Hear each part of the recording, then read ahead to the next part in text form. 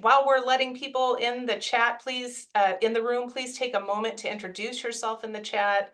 If you'd put your name, the agency that you work for, the organization that you work for, just so everyone is familiar with everybody in the room and we can understand all the perspectives that are coming in and have a really great conversation. My name, for those who don't know, and we do have about 2 handfuls of new people in our Leadership Roundtable meeting today. My name is Tiffany Baca, and I am the Executive Director of WEEA.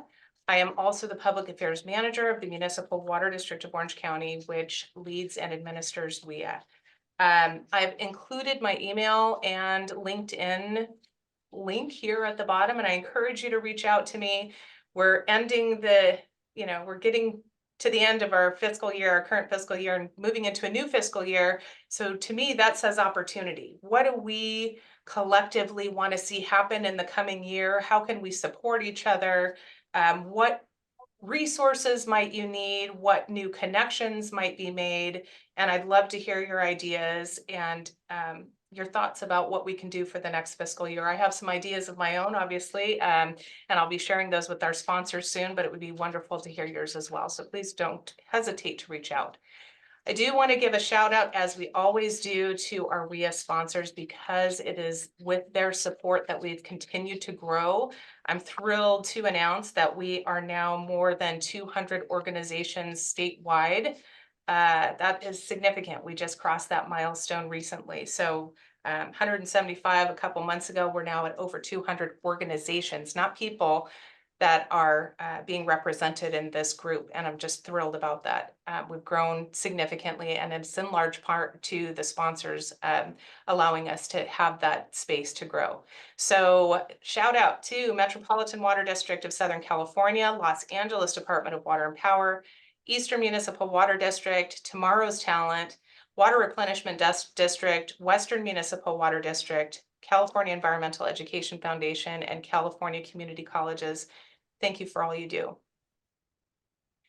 We're going to go over our guidelines. If you're not new to WEEA, these are pretty standard. We haven't changed them because this format seems to work for everybody.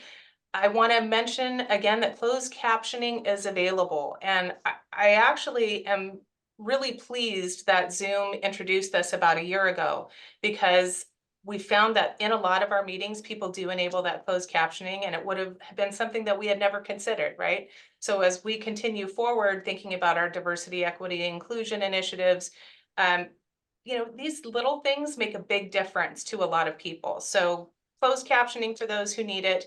Just a reminder, in the Zoom app, make sure your screen name is correct and you include your organization. That just makes easier connections possible. So, we're not calling you by your wife's name or your coworker's name or a phone number. We actually know who's in the room and how we're able to support each other. We ask that participants remain muted unless presenting or asking a question, and reserve the chat for comments. I'll say this, I've said it for the past not 18 meetings, because we just assumed leadership in 2020. But ever since I started, we will never host these meetings as a webinar, because it is so critical that we allow time for people to engage authentically, help answer each other's questions, pose questions in the chat, share information, share emails. So the chat is reserved for comments, but we really encourage you to use that chat. We're going to continue along with our program, but we encourage a lot of participation and a lively discussion. Please raise your hand via the Zoom application if you'd like to ask a question. I've got several members of my team here today to help us facilitate this meeting. So someone's got their eye on you. They'll notice that your hand is raised and they'll let us know. Our agenda, very quickly, welcome and introductions, good news and announcements, and we have quite a few today. We are so pleased to welcome the Los Angeles Department of Water and Power as our guest panel today. They are a WEEA sponsor, and they have been a WEEA sponsor since the beginning. And we're just thrilled because they're the big guys. They have a lot of resources, and they've tried a lot of things, and they're able to try a lot of things that maybe we hadn't considered. So I think no matter what your size, you'll find something today that will be inspiring and that you might want to consider trying yourself. And then again, we have this whole panel here And I'm sure they're happy to answer questions and guide you in the right direction to get you started.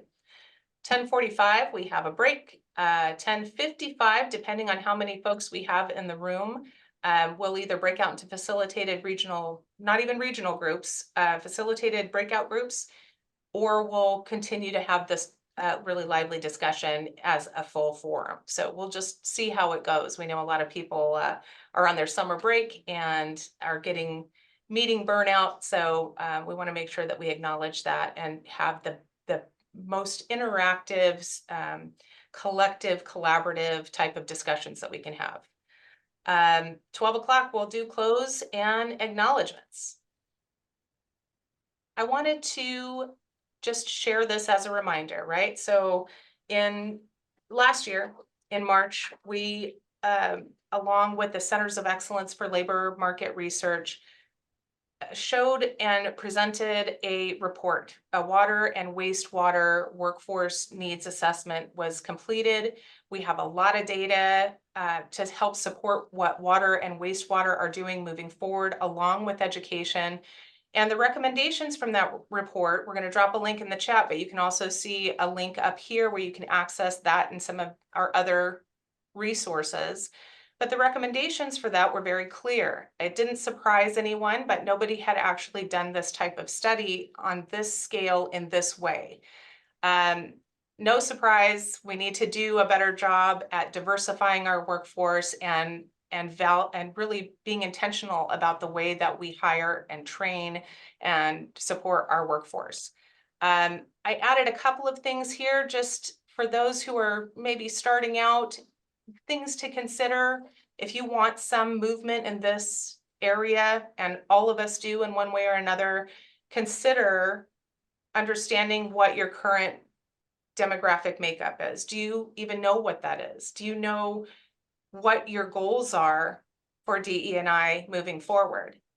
Do you know if there are existing policies or practices in place that you can utilize or that you can grow in your organization, or you can introduce in your organization if you've heard something similar? Do you know what resources and support are available to you to move forward in this direction? Awareness, and this is the number one. We've polled this group and we've polled many others statewide, and awareness rises to the top as our number one concern when it comes to workforce. This is primarily outreach, right? So if you want to make significant steps forward, do you know who your target audience is? Have you done the research to understand them, what they care about, and who these people are? Who, if it's K-12, if it's transitioning military, are you very familiar with what they care about and how to reach them? Do you know what your success metrics are in the areas that you have experienced success? What does success look like for you? And what are your key messages? Have you developed key messages that work, and how do you know that they're working? Partnerships. Partnerships all day is amplification. It's another organization or organizations or entities working alongside you to meet collective goals. For partnerships, are you aware of where you're compatible and what each partner brings to the table, what the value is there? Do you know if your needs, goals, and benefits are in alignment? And if not, is there opportunity there to make some adjustments? And thinking towards the future, do you know what those success metrics look like? What would a successful partnership look like to you? And then finally, skills. Have you done a skills assessment with your current employees, with your current staff? Do you know where your skills gaps are and what you need to have a strong, sustainable workforce? Do you have training and development programs in place, or those partners that you're partnering with, are they the folks who are providing the training and development? Is it a program that you've contributed to? And then finally, where are you going to get the support here? What resources do you have, how time, energy, talent to put towards this effort? So DAPS, and that just became clear to me, even though I've been talking about it for about a year. Diversity, awareness, partnership, skills. Hopefully we'll remember that even more because we have yet another acronym to add to our list of acronyms that we love so much. So next up, we're going to do good news and announcements. Is Danielle Blassett here with us now? Yes, I am here. Danielle, let's get started with CMUA and your good news and announcements. Yeah, absolutely. Thank you so much. Really appreciate the opportunity to be in front of this group today. Wanted to let everyone know, I think I've mentioned this on with this group before, but CMUA received $4 million from the California Workforce Development Board to diversify the workforce and actually get more entrants into the workforce in the water, wastewater, and energy industries. And so we've been busy trying to set up the program and get everything ready to launch. We launched an RFP and contracted with American Water Works Association and WaterWise Pro to do some training for incumbent workers, like entry level training for incumbent workers, and then also for new entrants. We already have our first tranche of individuals who have been trained through this effort that meet the criteria for underrepresented populations. So that's fantastic. And then our big news is that we are in the process of contracting with Long Beach Community College to stand up a program for the Los Angeles and Orange counties that will partner with various employers and hopefully many of you on this call and also with other groups, community-based organizations, et cetera, to create a program that will bring more entrants into the water, wastewater, and energy sectors. And then we have an open RFP right now. If anyone on this call is interested or you know someone who might be, it is for leadership training for career ladder training, professional development, leadership, executive level, not necessarily entry level, but more in the leadership space. So that's what's going on with our grant right now. We have funding until April 2026. So it's a 3-year grant and we are plugging right along. Awesome. That's awesome. I love what CMUA is doing with this opportunity, this $4 million grant.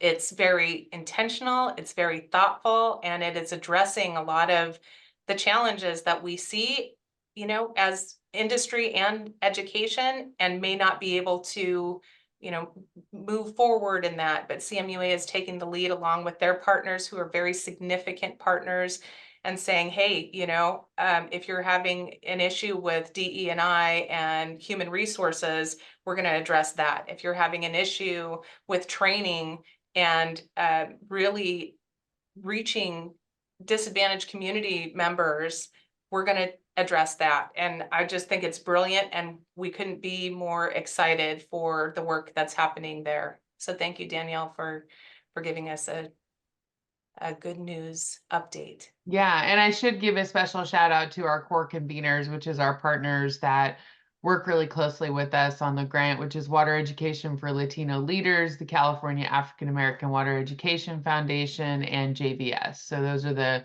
groups we're working with, especially for CAUF and WELL and their connections to several of the target populations that we're hoping to reach. So we're all working together, and with organized labor as well. They're a key partner in this grant. I think that's wonderful. And this is a prime example for those who are thinking about partnerships. What else, who else might you consider that you're not talking to already? You can make very intentional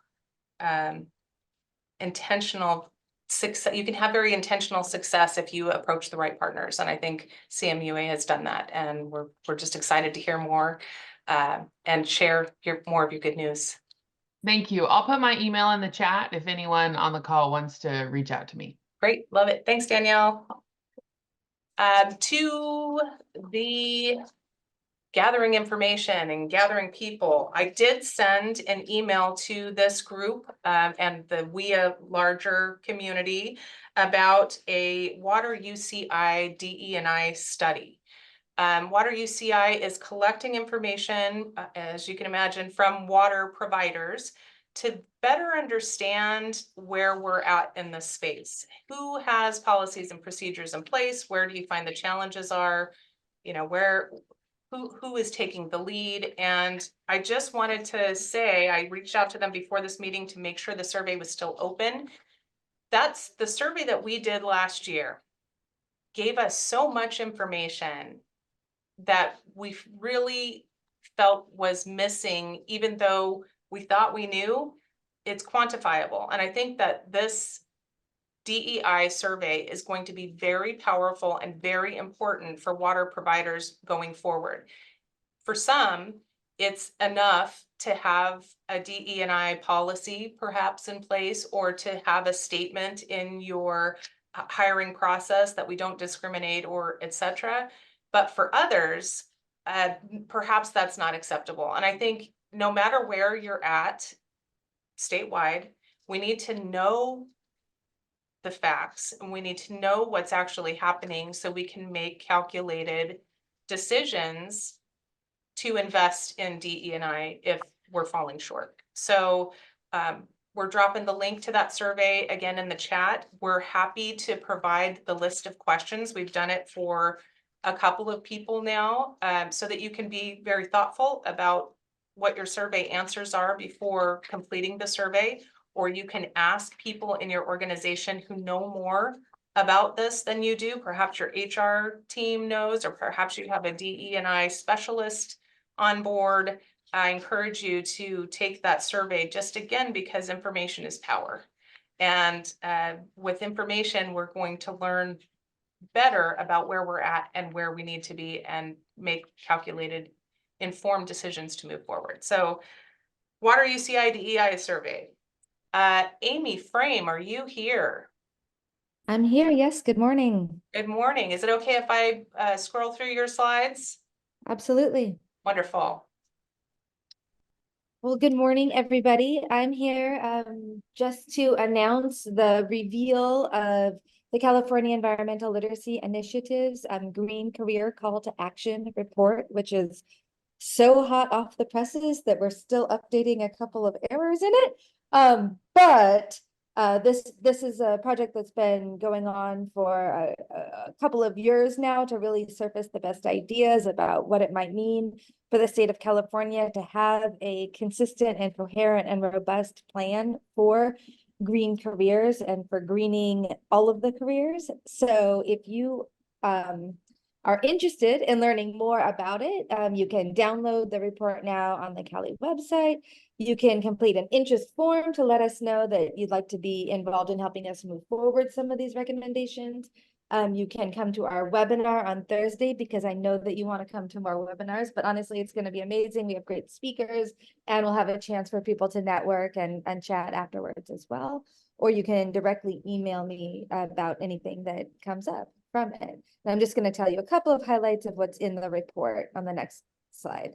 So we've basically broken an epic amount of information into 4 parts. So the need for green career education, the vision for educating for a green economy, the challenges of educating for a green economy. We boiled it down to just 4 from a really long list. A lot of things that we've been talking about here at WEEA. And then our recommendations for educating for a green economy is the next section. And then at the very end, we have promising practice profiles, including and featuring one from WEEA here. So these are people who are already doing amazing things, either as single organizations or as collective, impact structures. And we hope to gather more and more of these, including from folks like you here over, the next year or so, as we really build up the case that the green education is necessary and possible. So if you have any questions, just reach out to me, and otherwise really hope to see some of you on Thursday on the webinar at 4 p.m. Yeah, this is, I used to be part of this Green Career Hub with Callie, and I just didn't have any more time. I didn't have anything left. But I was thrilled to be asked to submit a practice profile for this white paper. This group of people is so dedicated and focused on creating a equitable, inclusive, very aware system that includes awareness and includes diversity and includes all of the things that we've talked about to move forward again in this area. I encourage you to go to this webinar on Thursday. I'll be there so you can at least hear where others are as it relates to water as a green career. I think green and blue careers, and until I joined this group, actually, you know, I had been in water, I don't know, 11 years at that, 12 years at that point.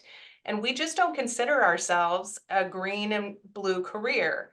It just hasn't been something that we've paid a lot of attention to. However, when you do make your work about protecting the environment, not only protecting the environment, taking care of our natural resources so we have them long-term, it changes things, and it changes things for the people who you're performing outreach to. Kids these days, I can say that now that I'm older, really do care about the environment. If we want to attract more young people to the jobs that we have, we need to start thinking about ourselves differently.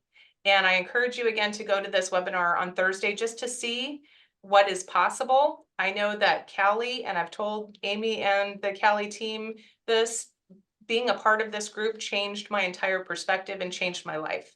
It also changed the way that MODOC, or the Municipal Water District of Orange County's K-12 programs operate. It changed how our interaction with the public operates, because we really understood that when people get into their environment, whether that is, you know, here in Orange County, you could be at the beach, you know, in 15 minutes, you could be in the canyon.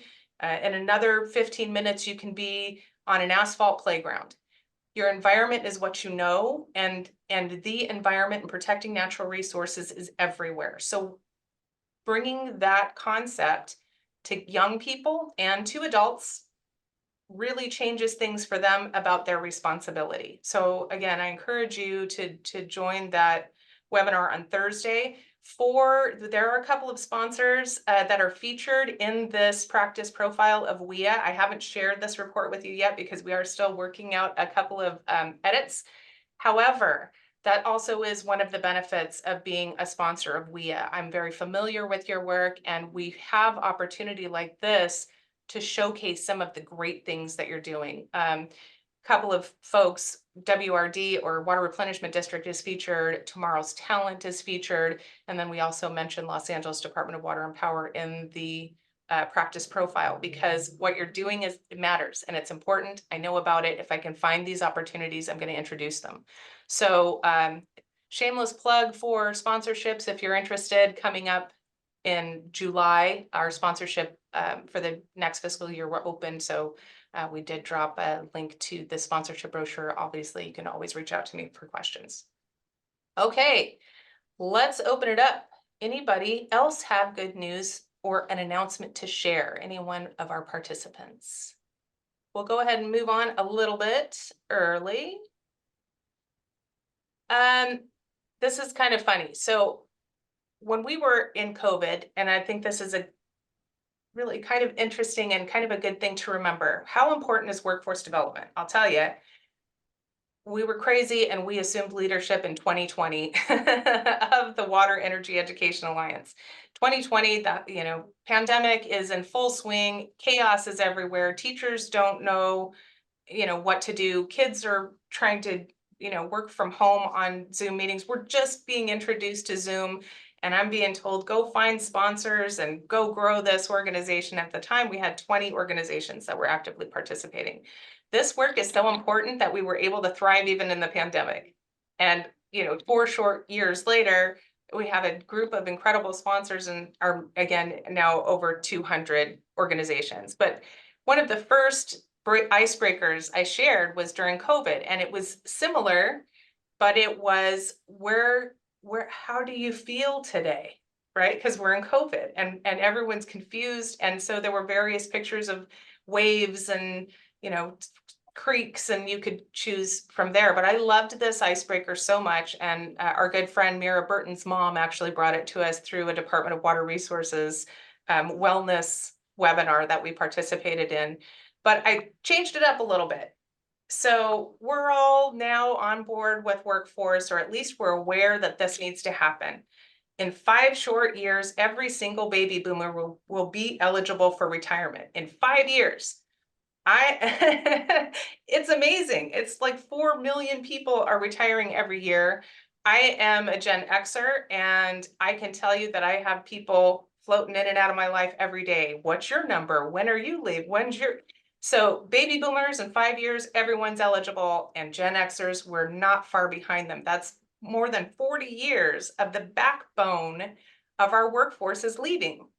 We may not have, some of us may have already experienced a nice wave of retirements, but I'm telling you, I mean, I'm looking around even at this office, and at least a very significant portion, maybe a third, are eligible or retiring within the next 10 years. We have to prepare, and we have to make this matter. And it's not just that skilled workforce that we tend to focus on. That's very important. These are mission critical jobs. It's 12 to 18% of our workforce. Without them, we'd be lost, but we also need to start thinking about succession planning. We need to start looking at our younger generation and saying, who's going to step up and be mentored by these folks that are out the door, maybe even with tires squealing, here's my 2 weeks, I'm out. You never know what's going to happen, but we need to prepare for that, from the bottom entry level jobs to the middle management, and then to executive level. And I think, with Danielle's or CMUA and Danielle's new RFP, right? That's leadership training. Who are we training to be the next leaders of our workforce? And are they prepared? It's hard to be a young person and take advice or, guidance from an older person because you're ambitious and you're, ready, and I've got my degree, I know, but I'm telling you, our water and wastewater and energy industry, the amount of knowledge that's stored in these future retirees' head is valuable. For our younger people, we need to make sure that they're listening. We need to make sure that we're providing that mentorship opportunity and time to train these guys to take the next level, so they don't have to go through the struggles. It can be seamless, and we can develop our next generation of leaders, right? Because half of us won't be here.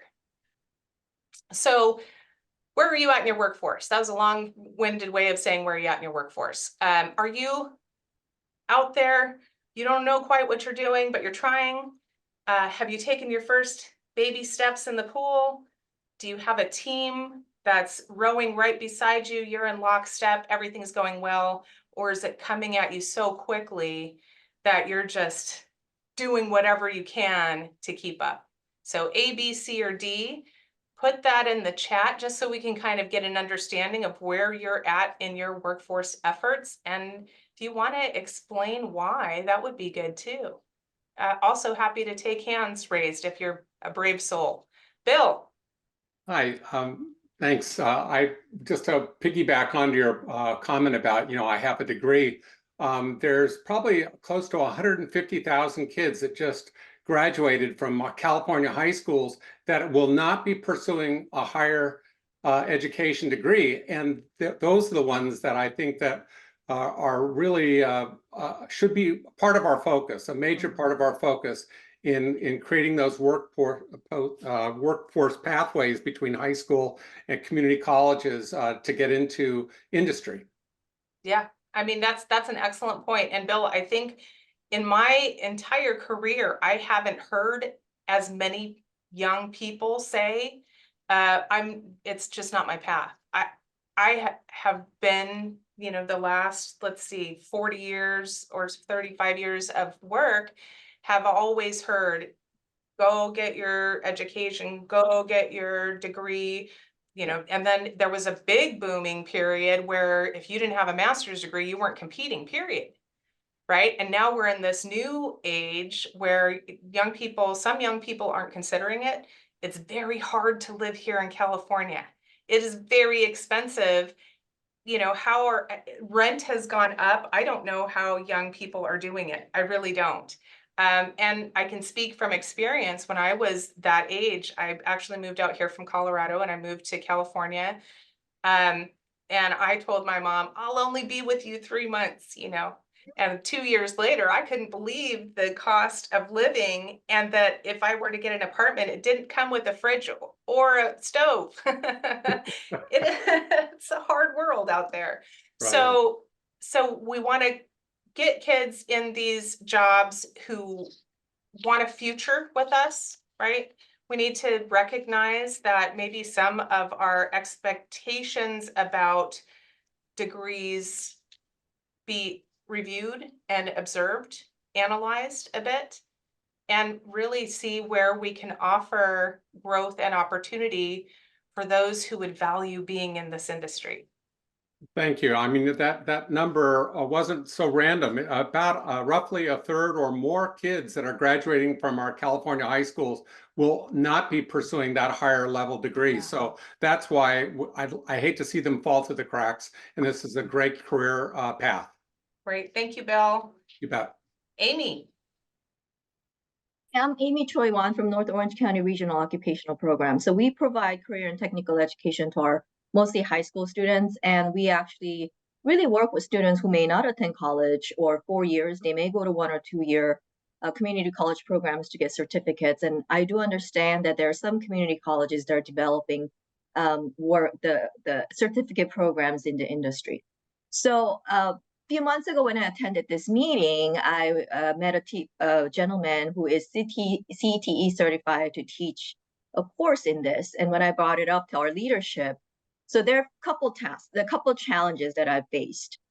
We don't know anything about this at all. So the administration is like, I don't know how we can attract students to take this class. Because when we offer class to our students, we have to worry about the enrollment. We have to make sure that this is like something sexy or something exciting for students to attend. Like when we offer drone technology or AI or something like that, students have heard about it and they're hearing from the news that this is going to be a lucrative career. There's, mobility and, blah, blah, blah, blah, blah. So without even really advertising to the students, they see it in the catalog and they might want to take it. So I think we need some help. Like, if you guys can pull some resources or money to educate the education world about what these jobs are, how students get there, what kind of lifestyle they can have. I mean, if it's like readily available for us so that we don't create it because we don't know. If that's something that you can provide to us, then maybe we can start a conversation with the counselors or career guidance people or something. Because I do understand when I attend this meeting, you guys all talk about what a great career is. You guys are anticipating this silver tsunami in next few years. But in order for us to create or even adopt, because it requires resources from us to create a pathway, because it takes at least 2 years. We have to hire the right people. We have to educate our partner school districts that this is worth it, because we serve the school districts. We're kind of like a contractor for them. So they need to see the need. Like they're like, oh, this is a great thing to offer to our students. And they would like pay us to provide that program. So there's like nothing happening in the education world that try to create this bridge and educate us that there is a great career path, even for students coming out of high school. Yeah. And what if they get some exposure, like 1 or 2 years of preparation and connections, so then they can get into the job, and to be placed in this job right away. So what I need is some more partnership with the K-12 institutions, maybe grant money, so that it's not like we have to pool our resources. You guys are saying, we'll provide this. That makes it a little bit easier for us to convince the people in our industry, in the education world, to try it. Yeah. And then also, like, I don't know, like pipeline, like, when you come out of this, we will hire the students. Yep. So I don't think that conversation is happening. I mean, I could try to facilitate in some ways, but I need help. Like my title is partner engagement specialist, and I go around. But if it's too hard for people in ROP or at the school district to start something, they're going to say no, because they have so much work already to begin with. So Yes, That's just my 2 cents. and your 2 cents is very valuable in this space, right? We hear you, and a lot across the state, things are different in different regions. And I think that's what makes WEEA a little unique, right? Because we're able to say, and I see some hands raised now from some people who have a lot of experience and are itching to jump in here, who have done some significant work in this area. I think your particular region is my particular region, so I'd love to get together and have a one-on-one conversation with you and figure out how we can move the needle forward in Orange County. Because, you know, and this is one of the things that I've said for a long time, we haven't had to do this before. Our people stay in these jobs for 50 years. So unless our leadership says, we care about this, here are resources, you know, or yes, you can provide tours, or yes, you can hire another person to go find grant money, right? We're kind of left to our own devices. And one of my goals for WEEA, right? Because I ask you guys all the time, what can you do to move the needle forward? In my space, it has to be with leadership. I have to start making, and our leaders on the call today have to start making leadership stand up and take notice and take action, because we'd love to help you. But if we have one guy who's also a human resource person, who's also a receptionist, who's also like, that's all the resources we have. And so this is why this forum is so important, because again, some of those hands in the room are going to share with you probably how they were able to move this forward for education. So I'm going to start with Olivia, since you had your hand up first. Olivia. Hello, good morning, everybody. Good morning. Good to see you. Olivia Sanchez, Metropolitan Water District. So one of the things I've actually learned or started really focusing on in the last, probably right before the pandemic hit, is all the mandate that the high schools have to have career pathways. And so the high schools are itching to partner with industry. And so I actually am working with probably about 6 high schools who have career pathways right now, specifically related to the construction industry, because that's but it's construction and water, right? And so I have been just overwhelmed with their delight in engaging. I've made a commitment, they've made a commitment, but they have so many career pathways, water career pathways. They have, you name it, they have it. But what they don't have, and I think what our responsibility is the industry partners in all of those pathways. And so I think it would behoove all of us to reach out to whatever area we're in and those high schools, find out what career pathways they have, because some of this already exists in their structure. They just don't always have or identified the right industry partners. And so I really do, and it's amazing. I actually had 2 students, one from each high school, leave their program and come into working specifically on a metropolitan initiative, right? And we're looking for more. So I just think, and I keep hearing from my partners in the high school area, we need industry partners. Where are they? Can't they come forward, step up? You know, and it's really a great collaborative relationship. So I'll just leave it at that. But I do think there's some things already in place that I just think we haven't connected all the dots yet. Thank you, Olivia. Elizabeth. Good morning, everybody. A couple of observations on this topic. Number one, one of the while Baywork and iWorks, our Inland Empire partners, have really typically been most focused on positions in the trades, those positions that require less than a 4-year college degree. One of the things that Baywork has always sort of had our fingers on the pulse of are the engineering occupations as well. And we're hosting a webinar later this morning, which is one reason why I need to leave the call early today, for women in engineering.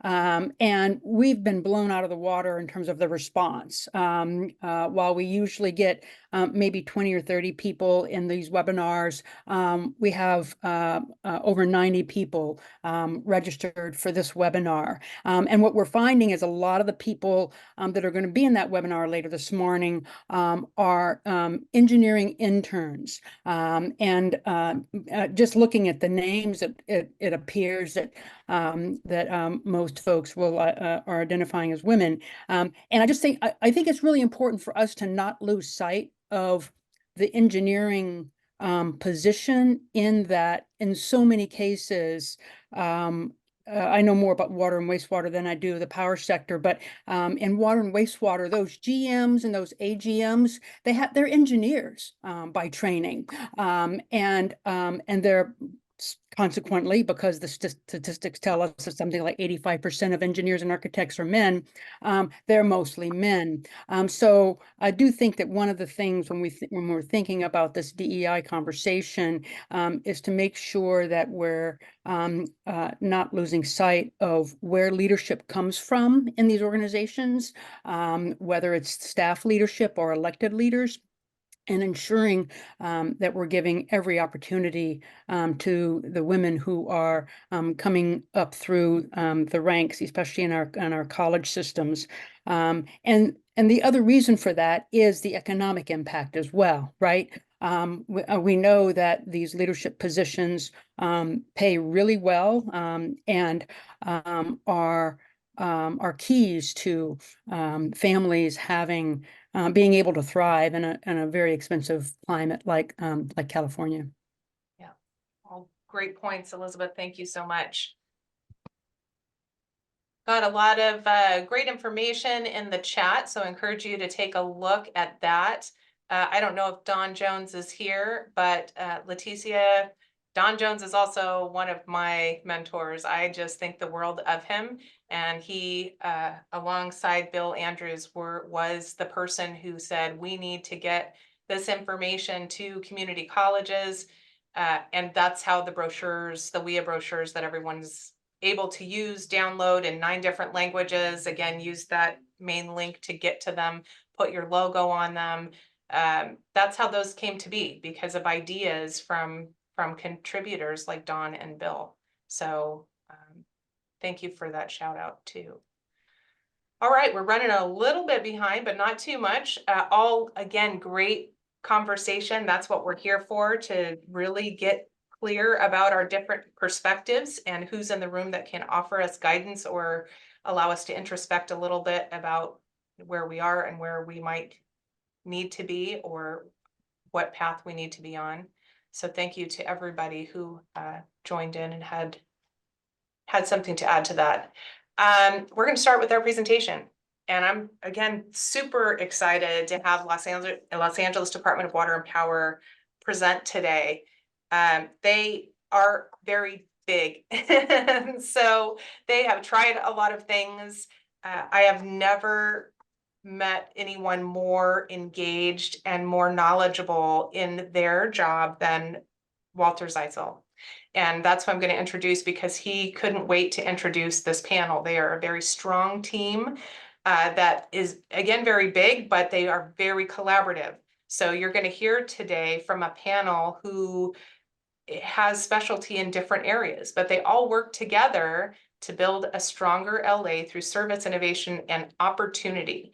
And that's what we're here to learn about today. And we hope to be able to share this presentation with others who couldn't make the call, so that they can gain some insight also into the wonderful world of LADWP. So Walter is the Manager of Education Outreach Community Affairs Group, Communications and Corporate Strategy Division.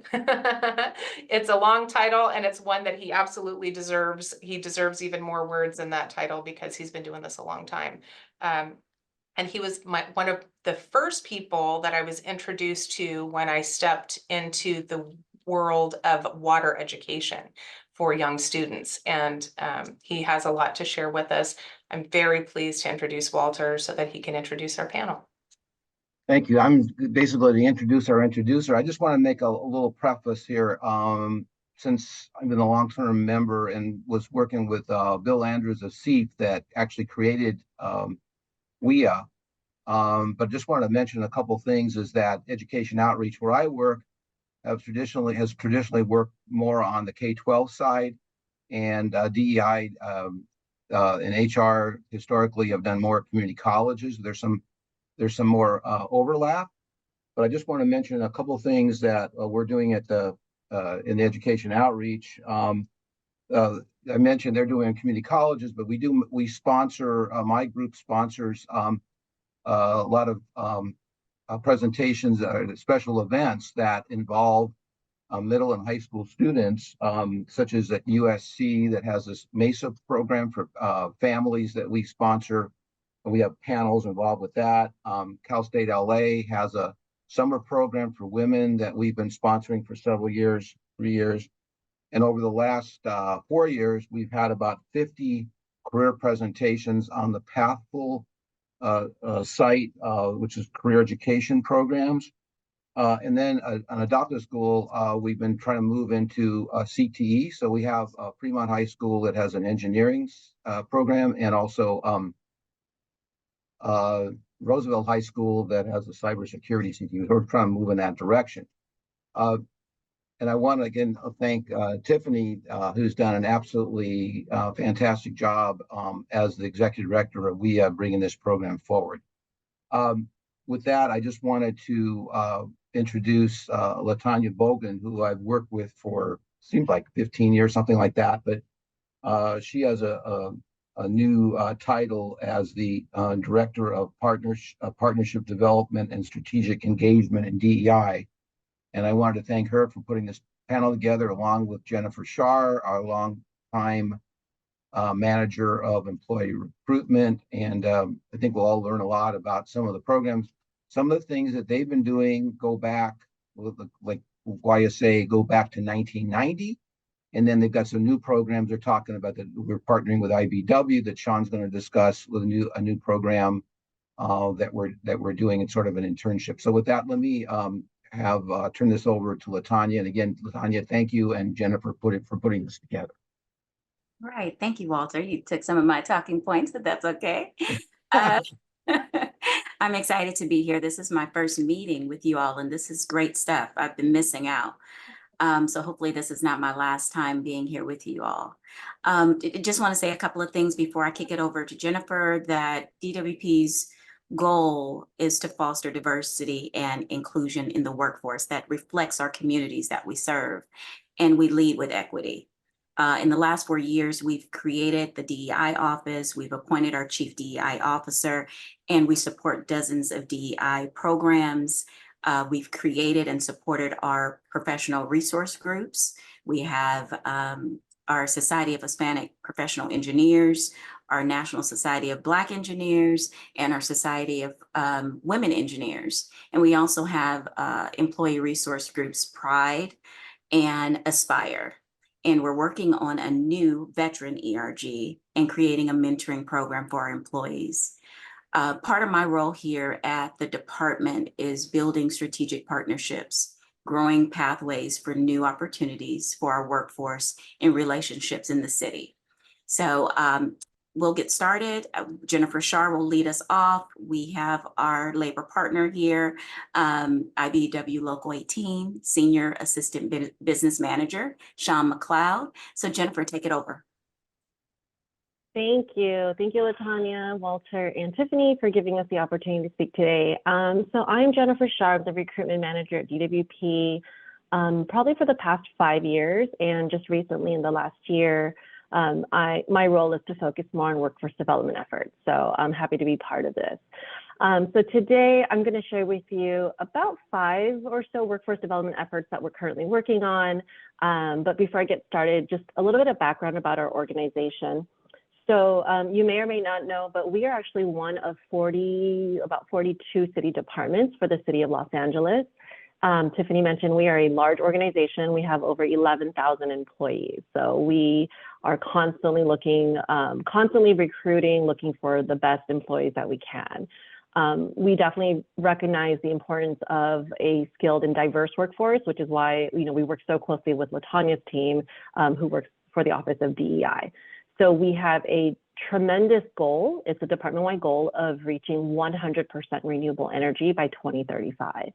So with that, my team is the one that is working on these workforce development efforts. The recruitment group is relatively new. So for a large organization, we're about 4 or 5 years old. We were created right as this pandemic was started. So we had all these wonderful ideas about all these cool in-person events. Then we've had to shift. So ever since that, I think we kind of just, you know, that image you had, Tiffany, of where we are in the organization. Fortunately, I think we're at C, which is where, you know, we have the support of management. You know, we have a recruitment group. We've consolidated all of our recruitment efforts.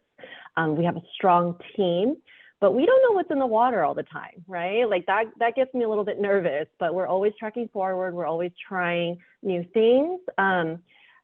We started with 0 events because of pandemic, and now we go to about 100 events a year. So this includes events with our educational partners. I see some of you guys are here. I think Cuyamaca College we've worked with. We also go to Citrus College, LA Trade Tech, one of our biggest recruitment avenues. But we not only attend recruitment events, but we also give presentations. Presentations like this to anybody who will take us and listen to us.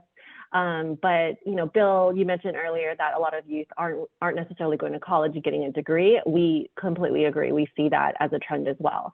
So we've really focused our recruitment efforts on skilled craft positions. Skilled craft positions that don't require a degree. A lot of them may have a few requirements to them, but definitely a lot of our skilled craft positions actually pay more than our positions that require degrees too. So it's really a win-win for everybody. 2 of the major issues that we face, or I guess constraints, is we are part of the civil service system. So all of the applications and the, I guess, job application process, it actually gets funneled through another department. So that's done by the city's personnel department.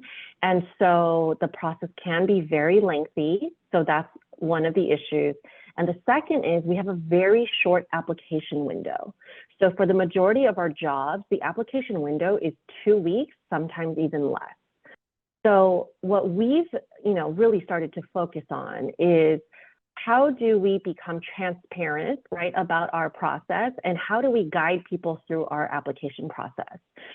So Amy, you mentioned earlier, like, what's the pipeline? How do we figure this out? So we're trying from our end to be more transparent and more, I guess, informative about our process. One of our recruiters, Artie Reziman, he's on this call. He will be presenting later to you on a new website that we've just debuted in the last couple months, which we've worked on diligently with our communications team to really showcase the different job opportunities we have, but to kind of highlight the upcoming jobs. Because one of the problems is like, you know, what can I look forward to? What classes do I need to take to qualify for something that isn't open now, but maybe open in a year or 2, right? So we wanted to put that information out there. So that's on our website. He's actually going to highlight some of the benefits in our department too, because we're actually very, very focused on supporting women in the workplace. One of the biggest workforce development events that we put on was earlier this May. It was a women's expo. So that is a huge endeavor. It was our 2nd annual, and we plan on having this hopefully forever and ever. And it was incredibly successful because we tried something different. So typically we have our career fairs, we have presentations, we kind of just flyer, but we really wanted to provide a more hands-on experience because we're realizing with youth, they're not going to be receptive to the traditional ways of recruitment, right, and outreach. They don't go to these events. They're not going to the community events where there's thousands of people. They have to figure out where to park and, you know, how to pay to get in. So we decided to have kind of like imagine the biggest show and tell ever. So we had over 40 fleet vehicles, over a dozen fleet vehicles, and we had over 40 department subject matter experts on site actually showcasing what they do. So it was a really creative way, I mean, for our employees to kind of explain the day-to-day of what they do. Like we had a 60-inch water pipe, right, that, you know, people could walk through. And so we were so excited about this event. We actually have a date for next year. So if you guys are not busy, May 3rd, it's a Saturday. The event is in the Valley. We're very excited. But one thing we wanted to do was not just have attendees come, you know, it's a free event. We have free food, shameless plug. But we wanted to invite all of our, you know, quote unquote competitors, other agencies that are actually looking for recruitment as well. Because if job seekers can't find a job with us, maybe they're going to want a job with someone else. Like, we wanted to share this opportunity. So we had a couple of other employers on site as well. So if you guys are interested in boothing, it's completely free. Please reach out to me or LaTanya's team. We will try to accommodate. We were actually at capacity this year, but we're inviting other companies, but also educational partners. So we had some community colleges, local like apprenticeship, pre-apprenticeship, even programs, because we're just trying to get everyone employed. Like, we just want to really uplift the entire community. So that's really our goal. So that's one thing we've done as well. But in terms of partnerships with educational institutions, you guys know Walter, his focus is really the youth, elementary, middle school, high school. I believe the last stat I had was he reached over like 120,000 students with his outreach, just through Adopt a School and all the different programs he's been a part of. So, I mean, Walter really is like amazing at what he does, and he's so committed to it. So our focus is more on post-high school now. So that's how we kind of distinguish, between our demographics. We have a presentation later from our LAUSD partner. One of the 3 internship programs we offer at the department is for high school students. And that right now is through LAUSD specifically. That's a program that's been in place for over 30 years. And It's 1990. Yeah. Since Okay, yeah. Youth Service Academy since 1990, literally. Because I was part of Yeah. that when they started. But yeah, go ahead. I mean, I knew about it, so I was involved. Go ahead. Founding member, Walter Zeisel. Okay, yeah, no, it's been the backbone of our internship programs, and it's been fantastic because we're basically teaching youth not just like job skills, but also work skills, life skills, right? Like setting an alarm, getting to work, showing up, being professional, saying hi, giving a handshake to whoever you meet in the hallway. So it's kind of like the soft skills that you don't necessarily learn unless you're in a work environment. So we've been partnering with LAUSD for that. And my goal actually moving forward is to try to expand this program within LAUSD and also outside of LAUSD. So I'll be looking into that. The next thing is we have professional development for our existing employees. So we have career counseling, we have training, we have educational opportunities as well. We have a very, very, very generous tuition reimbursement program where we are actually the only department in the city of LA that reimburses at 100%. So that means you can pick any school, and there are some parameters, but basically even USC down the street, private school, we will pay 100% of the tuition. So we're very, very focused on just making sure our employees are upskilled and always innovating and learning best practices. We are currently in the process of launching a brand new program, which is a mentorship program. I know, it's like, well, everybody has a mentorship program. Oh, believe me, it took us years to figure this out, right? What are the parameters? Who gets involved at what level? And so we put out a call for mentors and mentees. So that is underway. So hopefully we can present on that status update maybe in a future meeting. The next one, 4th item, is really the strategic partnerships, and LaTanya touched on that earlier. It's basically, my recruitment team, we support every single employee resource group in the department and professional resource group. So we have, I think, 5. We're about to add the veterans, but we basically support all the recruitment efforts. So if there's a specific demographic or event they want to target, we will coordinate, we will staff it, we will look for staffing, and, our goal is really to reach as diverse of a population as we can.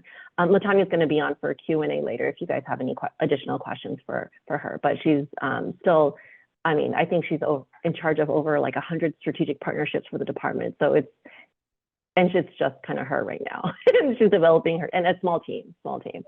And the final thing I wanted to mention was our pre-apprenticeship programs. So the department has apprenticeship programs. We have about, I think, 6 or 7, primarily in the electrical field. So fully paid training programs up to 4 years, which is fantastic, but a lot of them do have prerequisites, right? So we have worked very, very closely with our labor partners. IB Local 18 is one of our strongest partners. We meet with them monthly just about recruitment efforts and just how we can make things better. But most of our full-time, jobs, it's difficult for students to apply because they don't have work experience. They don't have these requirements met. So, one of our strongest workforce development initiatives are these two programs that I'm actually going to pass the mic on to our next speaker because she will give you more information about that. But if you have any questions for me, let me know. I'll stay on as well through the Q&A. But our next speaker I'd like to introduce is Sean McLeod. She is the Senior Business Manager for IB Local 18. So thank you all. Thank you, Jennifer, and thank you, LaTanya. I do apologize. I am having connectivity issues over here, which it helps me. So when we have our employees and our candidates coming in, when they have connectivity issues as well, we understand and we'll be able to work through it. So with that being said, we have two programs that we have partnership with the department, and that is our UPCT program, which is our utility training program. It's mostly in the field. We are doing recruitment for women in the trades because we want to be able to give them opportunity to learn about jobs where they can be self-sufficient and take care of themselves. There is no requirement. You just need to live in LA County, be 18 years of age, and have a valid California driver's license. The rest of it is show up. We will give you all the tools you needed to be successful. And then, as mentioned before by LaTanya, and also Jennifer, we just opened up at our expo portion, the utility worker program, which if you do not want to work with your hands in the field, will be more office based. And so that program we are growing. We opened up the books. All of them are, you sign up through the Union Hall, and we'll be able to have more information and connections with you in reference to that. But it takes a village. One of the foundations of the program, our former business manager, Brian Darcy, knew that the membership, he looked at the membership at that time, and as we had talked about before, that the majority, we had a large portion of our membership that was able to walk out the door and go to the next phase of life, which is retirement, and their children or their relatives or their neighbors were not following in their footsteps. And that's how the birth of the utility pre-craft training program was born. Also, one of the things in the schools, because of budget cuts, shops, classes like shops, where you're working with your hands, a lot of those, because of the budget cuts, were not happening. So we decided in-house, he brought it to the Department of Water and Power, the general manager at that time, and we have all collaborated. We are in the process of onboarding classes 21 and 22 on this program. It started, the inception of the program was at 2011, and the birth of the utility worker, which is office-based, warehouse and two-room worker, delivery drivers, those type of classification that was announced at our Women's Expo. With that, we'll be able to hang back and ask more questions if you have further questions at the end of the program. Thank you. Yes, hi everyone. Thank you for having me. I'm actually at LADWP right now at the water filtration in Sylmar. We have students here today, and I'm here with them. But I'm really happy to hear everything that's been said at this meeting. I'm learning a lot, and so I'm really excited. I wanted to share a little bit about our program. So this is my first year with the LADWP, the YSA program. However, I've been in education for 30 years as a work experience teacher, a subject matter teacher, and a counselor. This is my first year out of the school site. And so it's been a lot of learning. and a lot of excitement. I see the great opportunities that we have for the students. And Jennifer mentioned that a lot of it is soft skills, and it truly is. It truly is something that the kids are learning. Just yesterday, we had a new group starting, and I did practice, okay, you're going to introduce yourself, you're going to shake hands. And we had one particular student was very shy. And so we were just, shaking hands like 6 times. So reviewing, okay, you're going to go up to your mentor. You're going to say, thank you for this opportunity. And so today I checked with the mentor and I said, did he do it? She said, yes, he did a great job. I can tell he's an introvert. He's quiet and shy, but he did it. And so aside from the skills, the work skills, those are the soft skills that we do have to practice, because the Youth Services Academy is to help at-risk students. And so a lot of our students here with LAUSD do come from a difficult background. And so this is just an amazing opportunity. My job is really connecting to the students, mainly guiding them and connecting to the mentors and trying to see how I can serve either group and just help smooth any issues, whether if the students need, sometimes they have problems and maybe they do talk to their mentors. I have seen that they talk to the mentors, and the mentors will reach out to me and let me know some of the things that the students have shared. Nothing very heavy, but still something just to bring my attention to it. So we're all working as a team in efforts to help and guide the students and to teach about the different careers here. I'm learning. I know that is definitely one of my goals, is to keep learning about the different opportunities. So here at the water filtration plant today, I just shared, I'm so excited to learn, because part of my job is to reach out to students and tell them what LADWP does and all the different types of jobs that are here, the careers, and how to get hired. I know it's a competitive process, but I am hopeful for my students. Is there, I would like to answer any questions if anyone has any. I'm sorry, I have students texting me right now. Sure. Does anybody have any questions right now for Yesenia? I have one. How many students you have now in the YSA?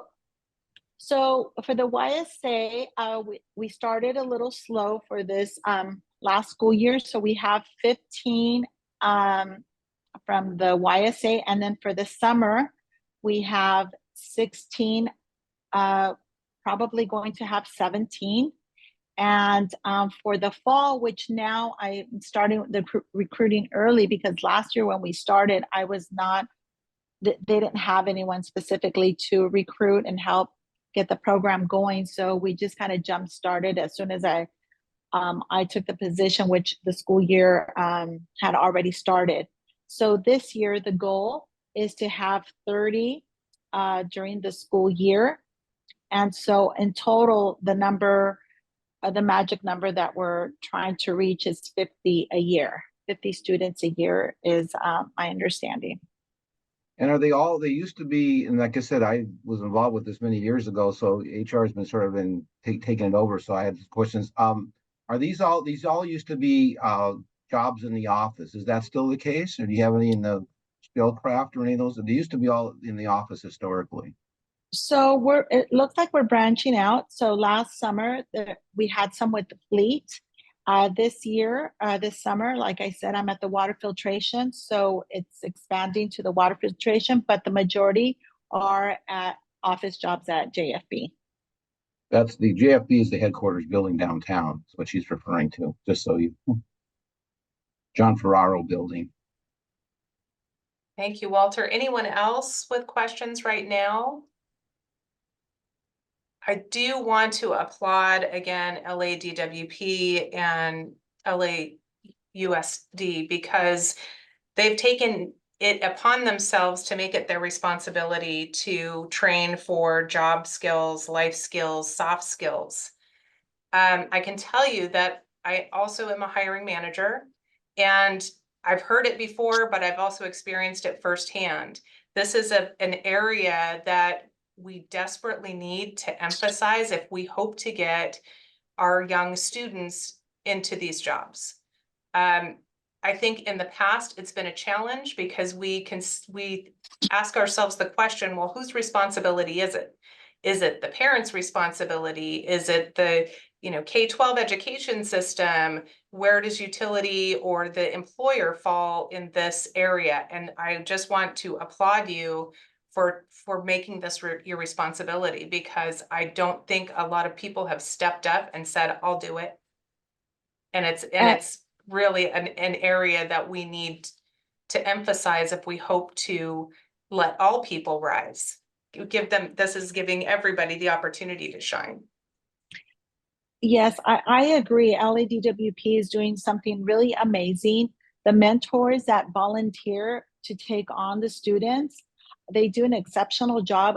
This year we had our culmination or graduation for that group of 15 students. Each student spoke about their mentors. One of them, there was a couple actually who had been accepted to the UCs and they did not want to accept that letter. They said they weren't going to go. They didn't feel that they could go to college. They didn't have it in them, or all these other reasons. But yet, after speaking to their mentors, the mentors did make a difference and just get boosted their confidence and said, no, you need to go. You need to accept that letter there, that college offer. And so those are some of the success stories. There was many success stories from another person telling me how one of the students just would not speak for the life of her. You couldn't get her to say anything, barely a hello. And by the end, she was connecting not just with her direct mentor, but just the department. So they all spoke, and it was just really wonderful, wonderful stories. So this is definitely a great program. And I tell the mentors, they are like teachers who plant the seed, and they don't always get to see the fruit. So if you're like an elementary school teacher, you're planting a seed and you don't get to always see the fruit, but just have the confidence knowing that you're making a huge difference. And the mentors at LADWP are definitely doing that. And so I'm really excited to be part of this program. Wonderful. Thank you. Tiffany, Yes. this is Don Jones. I had a real quick comment, and I want to applaud DWP for having printed up a huge number, 12,000 of the brochures, the WEEA brochures for high school students and counselors and parents, because the counselors at the high schools are the real critical link for us. When a parent comes in or a student comes in and they're kind of in that 11th or 12th grade trying to figure out their pathway, we need a voice at that level, and we need it. And I think the brochure is a great first step. I'd like to encourage us to, especially agencies the size of LA Water and Power, to maybe have a QR code that goes to a link of a video that supplements the information. So we get it in their hands so they can take it home. But then if they want more information, make it really easy for them to have a 2 or 3 minute video that really highlights all the opportunities. That's a great recommendation, Don. And we've talked a lot about awareness and what kids are looking for today. And we've heard even at our past WEEA meeting, kids aren't necessarily interested in traditional outreach. And I believe Jennifer shared some of that now, right? So how do we get innovative? I think those brochures are a step in the right direction. As Don mentioned, and thank you again for the idea, Don, when a counselor is armed with information to say, you could choose this versus, a million other options, and they have something in their hand to pass along. What was important for us too was to translate those into 9 languages, not just for the student, but for the families, because mentorship starts at home. Good mentors, bad mentors, it all starts at home. And if this information is in a language that can encourage a whole family conversation, we're in a better place. So I love the idea of a QR code. We've started implementing that at our community events. I love the idea of a video, and I know LADWP has some great videos of their employees that make a real difference. So great suggestion for all of us. Yeah, and one of the targets when we started this, and this was sort of Bill Andrews' idea, was to try to get these brochures in the hands of school counselor, career counselors. And I reached out, Yesenia, I don't know if are you in the CTE area there? I mean, I know you, I think you work for, I think I Yes, know. I'm under the umbrella of CTE. That's correct. And you are correct as far as the counselors. When you ignite excitement in the counselors, trust me, we start chasing down kids. So yeah, so I we've been think trying to reach out to them through your office, because I know they have Okay. one of the staff people, but I'm not sure who it is, but I reached out to SEMA and asked them to get this brochure out to the counselors, but I've had some challenges actually making the contact. So I don't know if you have, Okay, I if you can know help out with that. if you can find out in your staff there, there is someone that's assigned to this LA Unified Counselors. Yes, And if we correct. can get the brochures to them either in print or digital, I mean, we could, make that available. That we printed up, several thousand. So whatever you can do to reach out, as I said, maybe they did it, but I never heard back. So I don't know, I'd just like to get the word out to the counselors. That's one of our goals, but I never heard back that they actually got the information. Okay, I would definitely look into that, and I can also, if you give me the digital one, I can also send it in digital form. And I'm in the same building as the head counselor, so I could also carry some over there just for starters, and just to check if they already received any of those flyers, brochures. Yeah, we have, I mean, Tiffany sent me all these links, but we also printed some up. So depending upon what they use, but we could probably get them to you digitally, or I can send you Tiffany's link and you could share it that way, or they needed print, we could probably help with that. But that's been I think do you work with Michelle Elias? Yes, that's my direct supervisor. Yeah, so I've been in touch with them, but like I said, I don't, so whatever you can do, I'd appreciate it from our end. Will do. Okay, thank you.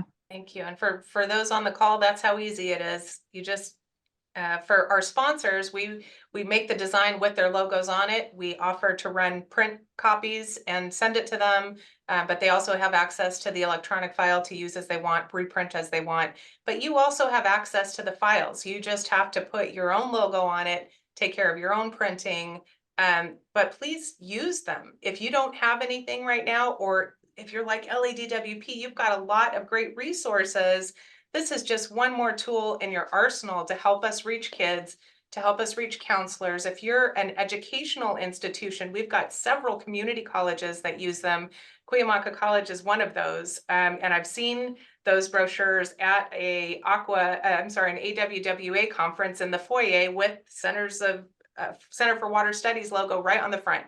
And it's brilliant because that's who was speaking at the conference. That's who was hosting the booth. Take them and make them yours and start those conversations. They're free to everybody. And we have a link in the chat for you. Yosemite, if you could put your email on there and I can send you the stuff right now. Oh, okay. Yeah, thanks. All right, sorry, Bill. That's fine. No, just to expand on Don and Walter's comments, I just looked up that there is a California Association of School Counselors. And so, and they're based in Ontario. So it's like right in your backyard there.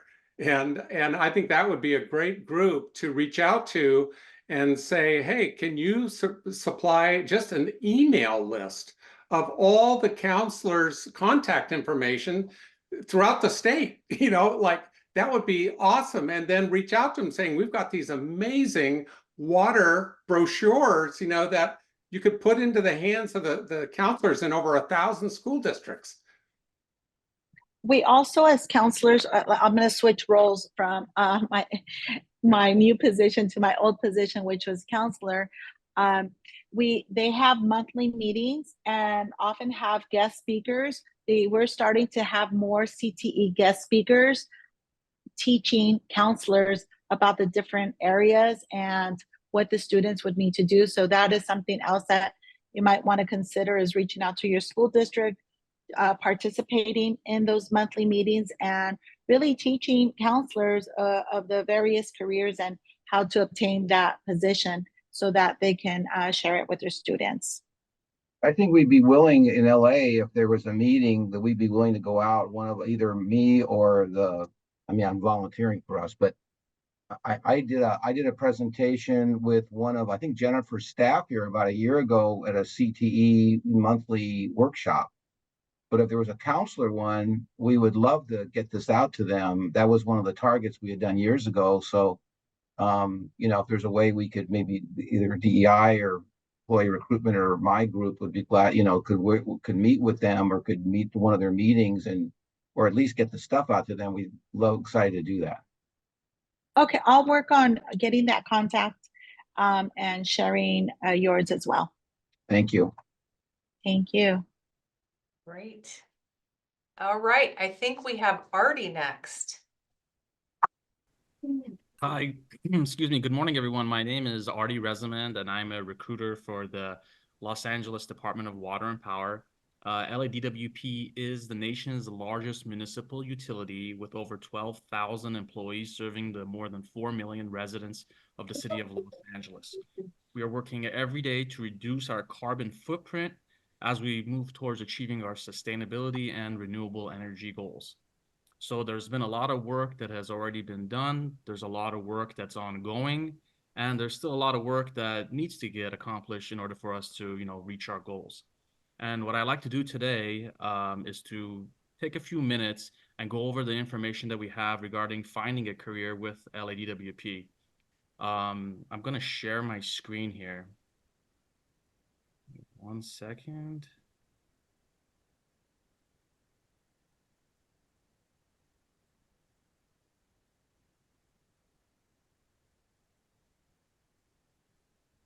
Okay, hopefully everybody can see that. Okay, so this is, if you go to just joinladwp.com, this is our new website that has been created in the last few months. A lot of great information on here. Just something I want to point out real quick. If you scroll on down here, currently in this open now section, we have 3 water positions that are open: water treatment operator, water utility operator, and water utility worker. Water treatment operator and water utility operator, they close on the 20th, and the application period closes on the 20th, and water utility worker will be open until the 27th of June. If you click on any of these, it will take you to the job bulletin for the position that basically provides you with a lot of different types of information, including what are the requirements, what you do, what the pay scale is. And of course, there's that, the button where you can apply for it right in the corner up here.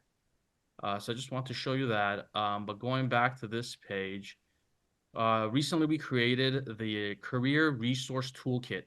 So by clicking on this button right here, it'll take you to this page, and there's a lot of great useful information on here. At the very, very top, it talks about where you can go to see recruitment videos as well as videos on women in skilled craft.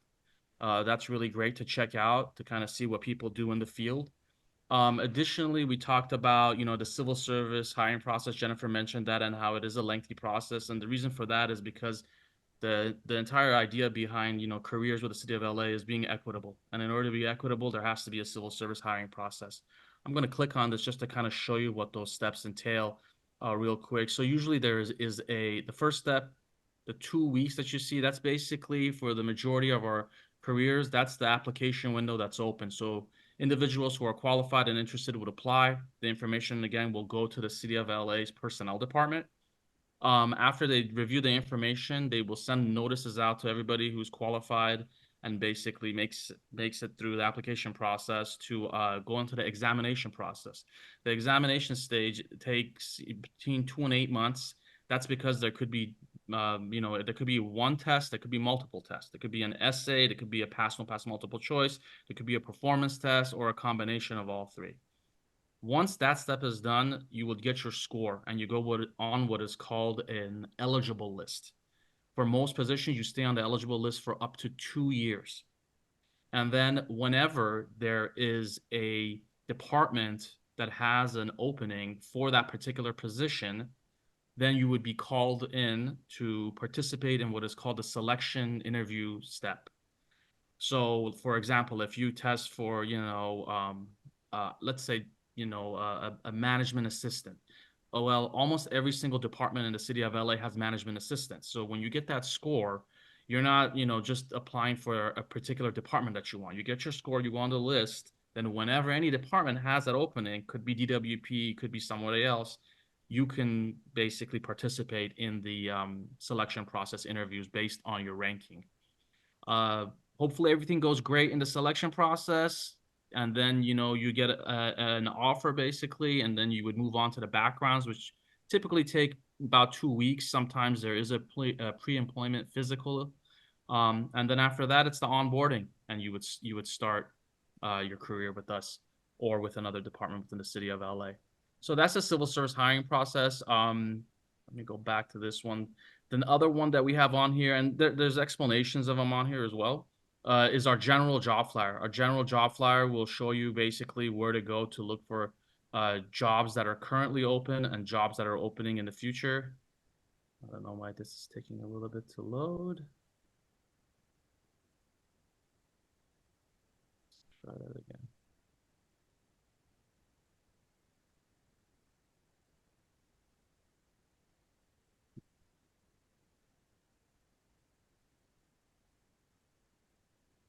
Okay, well, we can come back to that one. We also have our categorized job flyer. So again, our LADWP job flyer shows you where to go to apply for jobs that are currently open and jobs that are opening in the future.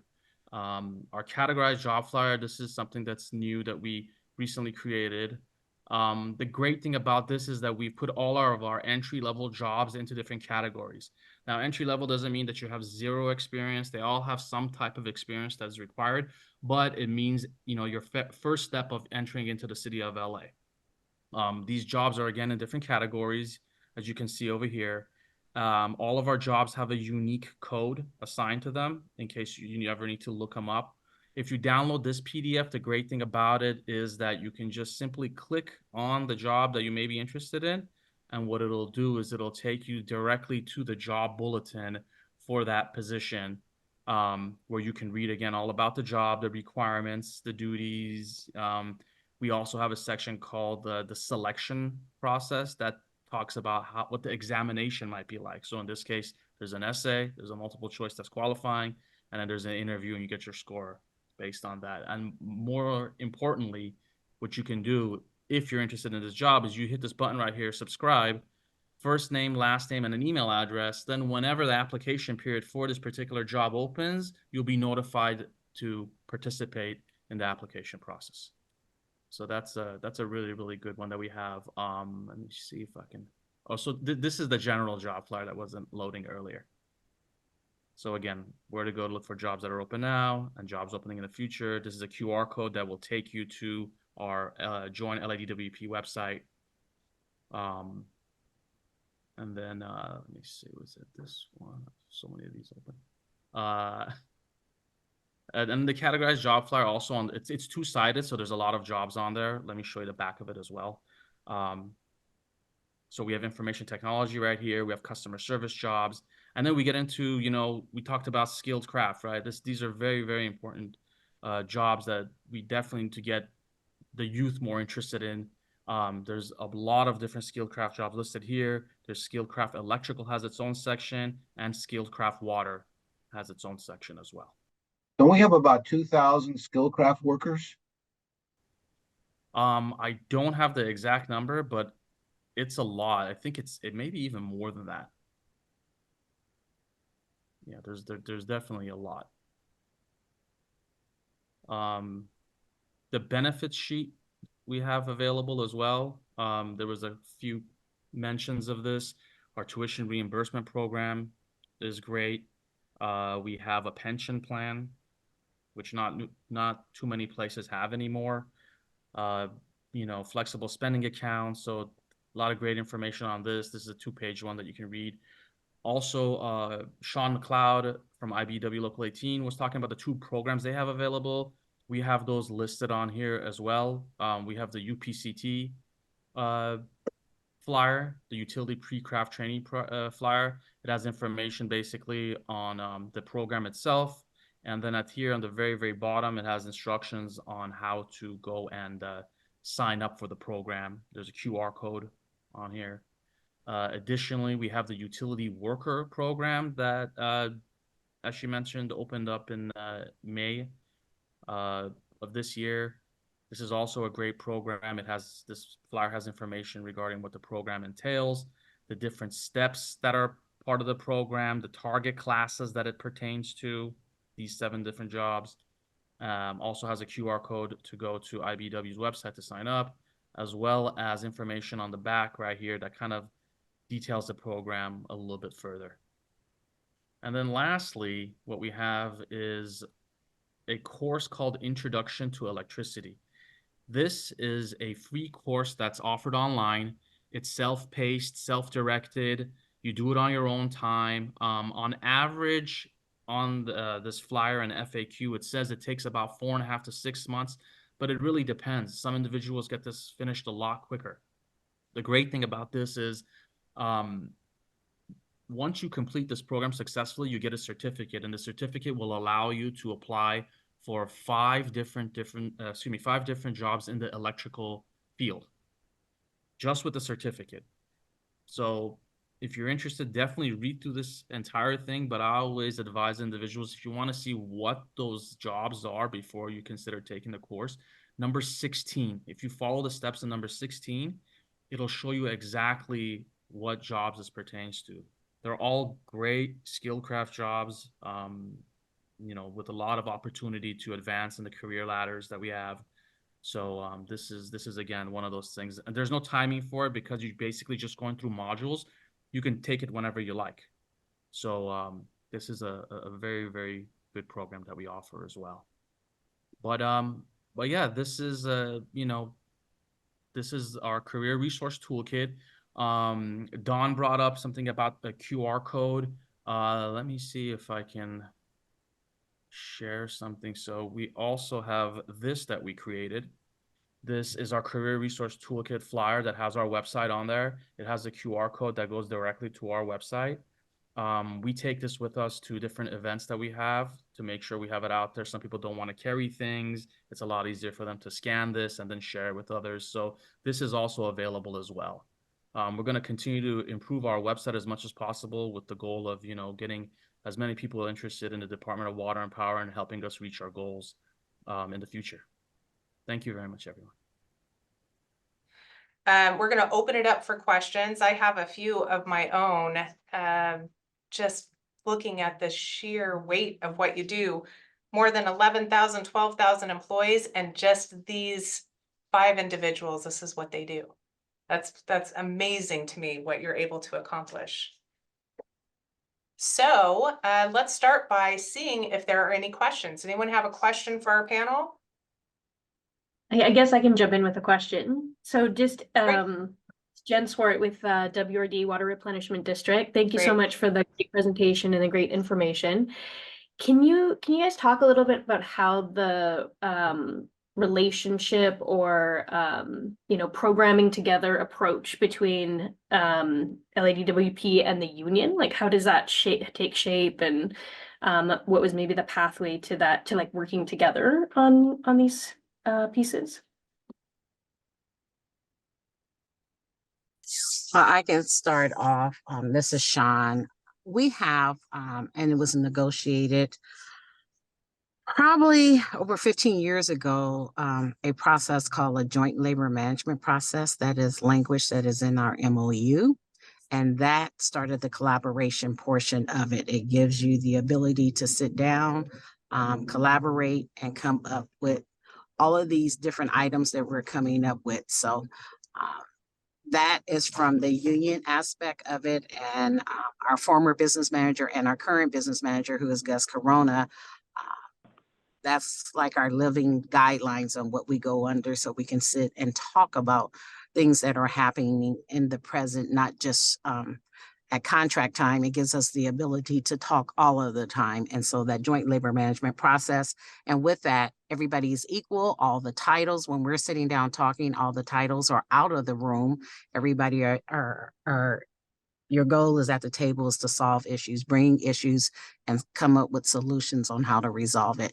So that has been the format that we have been using going forward. So that's from the labor side, and then I'll pause and let management speak on it.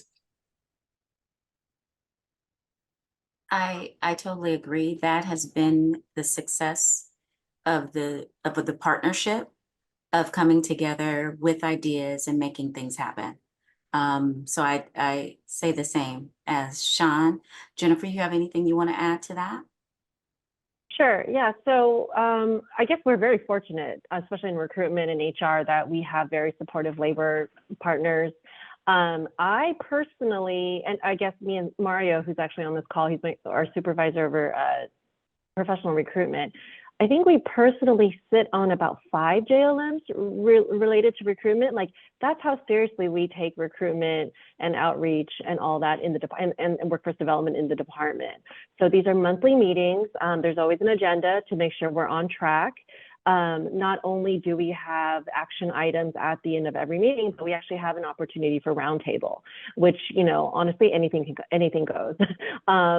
So yeah, and we work very closely together, and it's really just to make sure things are moving, because we are such a large organization. We have 6,000 employees in power, over 3,000 in water. So these issues really come to these JLMs from, by way of the labor representatives, or just, from what we're hearing from programs within the department. And that's why we're so busy. Like, not only are we doing, these events and outreach and all that, but we're actually adding to the action items and trying to move initiatives forward as well. So I think we have a pretty good relationship.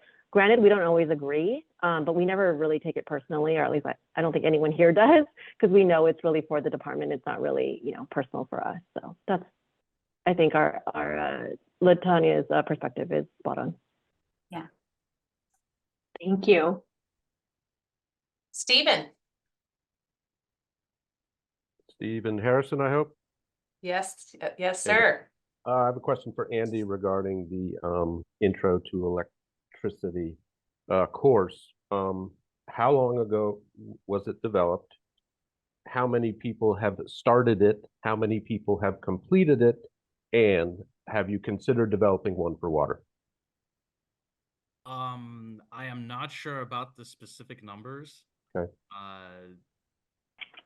But I'm sorry.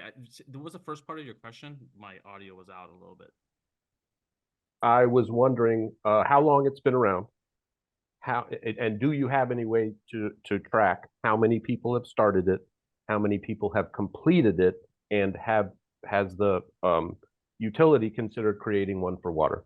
Okay. How long it's been around? That I don't know. I've been with the department for about 3 years now, ever since I've been with them. It's been around, so I would think at least 5-6 years at the minimum. Tracking it, again, I'm not sure, because people have to use a specific link to sign up, so it doesn't really go through me specifically or through us, but I'm sure there is a way to track how many people have signed up through it. If that's something that you're interested in, perhaps we can get that information and maybe get back to you on it. Yeah, if you don't mind, I would like to discuss it with you. Artie, JSTI, our Joint Safety Training Institute, has that information. How many people completed it, how many people are enrolled. And I believe, Sean, you can chime in. We're in this discussion with water to have something like this as well. Sean, do you want to comment on that? Yes, absolutely. We are looking at that, and it's funny that you ask, because we just started it under our joint labor process. We're like, we need to make sure that we have something on the water side. So we're looking at that. We're looking at what the qualifications are. I think that we will probably have something up no later than the end of the year. we're on our side talking about it with the joint labor management process, and then we'll have to reach out to the community colleges to have something for the foundation of if somebody just wants to go to the water side. I know our entry level, I know our UPCT program, we have incorporated that in there. So they go through the electricity course as a part of their curriculum. So each class, that is one of the curriculum courses that you have to complete before you rotate out. So a lot of people, a lot of the entry level, I can say pre-apprenticeship classes are incorporating that as well. So thank you. Terrific. Thank you. Actually, can I jump in really quick? Thank you, Stephen. Actually, I do have stats here. Let's see, hold on, I just had it. We're at about a 13% completion rate. So as of May, we have 6,576 people enrolled. Total completion is 870. Great, thank you. Great. Any other questions from the group?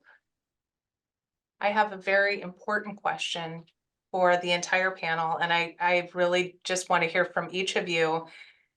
We've talked about how robust your process is. I think you enjoy being able to have a team that you can rely on, that interdepartmental team, and the teams that you develop through 100 partnerships at least. That's amazing. So my first question for this panel is, if you could do one thing. Let's say you're a very small agency, you're one person floating out there by yourself doing your job, and you are charged with workforce development. You could do one thing that you're doing now, what would it be and why? Okay. One thing. Just one. Giving opportunity to the community to work at the department. That's at the top of my list. Making opportunities for people, especially in our underserved communities, to give them this opportunity to have a career that they can take care of their families. That's awesome.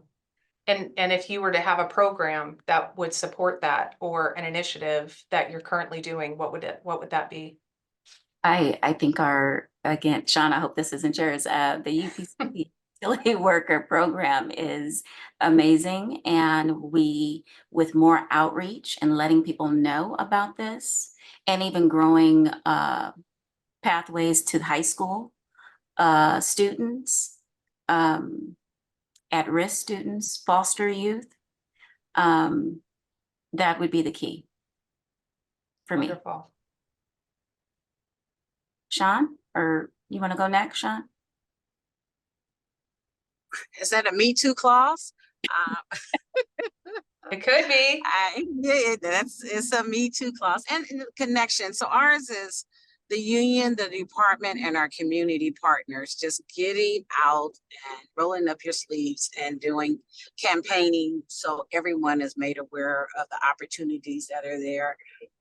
Our pet peeve, and my pet peeve has been since I was tasked with working on putting this program together, it was always a program for at-risk students. There was always a program for the A students, and the ones just didn't get in trouble and was, as we were speaking earlier, barely wanted to say their names. Just let me do my work. I'm gonna turn it in. We didn't have any programs. And I think that these two programs that we have now, collaborating together, there's space for everyone.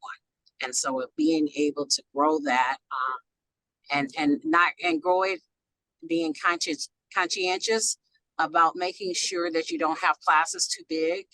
Because again, I remember being in a school system, you have 35 students and the teacher may not have known everybody's name because they were trying to get the work done and making sure that you had your curriculum. So we make sure that we have enough support there so every student can feel that they're somebody when they walk out and that they can do anything about time they finish. So I think that would be the additional to what LaTanya said. And keeping those collaborations with the department, us meeting monthly. You have to meet at least monthly, and we meet more because it's monthly times however many committees that we have in order to upload it. And some of the people that are on this call right now, we were just at a job fair. Within the last 3 weeks, we were been like at 2 or 3 different job fairs out there, making sure that everybody's made aware, everybody has equity and inclusion for all, to be able to have these opportunities. So Awesome. thank you. I'm going to piggyback off what they said, but I think for the recruitment team, our focus really is on knowing what our goals are, right? So you have to be very, very clear, very intentional, and be very simple. Like, so, you know, we really wanted this one website, joinledwp.com, to be a one-stop shop for everything. We started in the first couple years where we went to these events and we had 8 flyers. And everybody looks different shapes, different sizes, and people literally had to grab 8 different flyers to get information about all of our programs. So, you know, Dawn, you mentioned that it'd be nice to have a QR code, and you know, that's exactly what we wanted as well. So making it very simple, very easy, because it's confusing, and there's so many companies out there. They're not going to know, you know, all the 8 different programs within each company. So making it very simple and having very simple messaging and working with your PR team. Our communications team is crucial to everything we do. I mean, look at our cute little backgrounds that we just, I just discovered today, actually. So, you know, it's having one message, making sure that your website or whatever it is on every single document you hand out. And I also wanted to respond to Sheena's question in the comment section of cultural change. Like, what we do is before we send any of our representatives out to events, we actually have a briefing with all of them. We talk to them about their expectations, their roles, responsibilities. We talk about implicit bias. We talk about what to watch out for when they're speaking to customers or to job seekers, because we want to make sure we also have a united front and we're presenting the same message. We even, you know, send them off with a branded apparel. Everyone has to wear department, you know, polo with our logo on it. So I think really knowing that, you know, the importance of why we're doing what we're doing.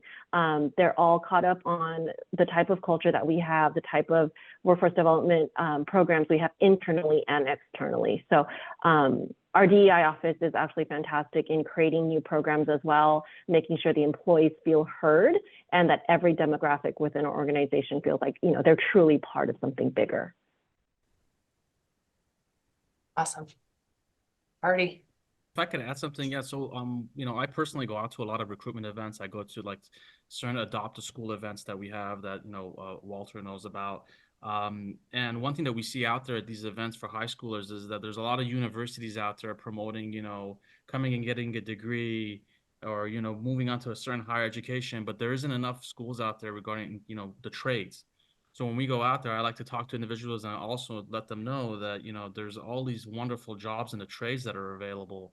And in LA, you know, we have LA Trade Tech, which is a wonderful school that has so many different types of programs. And a lot of times when you talk to the youth, they're not aware of it. So I try to also get that out to them so they have basically all the different options available to them before they make a decision as to what they want to do. Wonderful. Yesenia? I was going to say something similar to what LaTanya said, but in it, I would like to add, because I have the educational mindset as far as working with the youth, what I think I would love to see, and Artie and I had talked about it, like with the students that we have now, we talked about like, what if we could teach them an Excel class, you know, a mini class, just little mini sessions that would help the students gain more skills, maybe something that they're supposed to be doing at schools, but schools, teachers have these other agendas that they're following. So sometimes they cannot skew off of whatever they need to teach. So within the community, I would love to see big organizations like LADWP or offer mini courses. They could be online, but in particular to the YSA students. I would love to see more of that. Wonderful, thank you. Any other questions in the chat or any other hands raised? We're going to dive a little bit further into the areas that you talked about, which are our WEEA areas of focus following a break.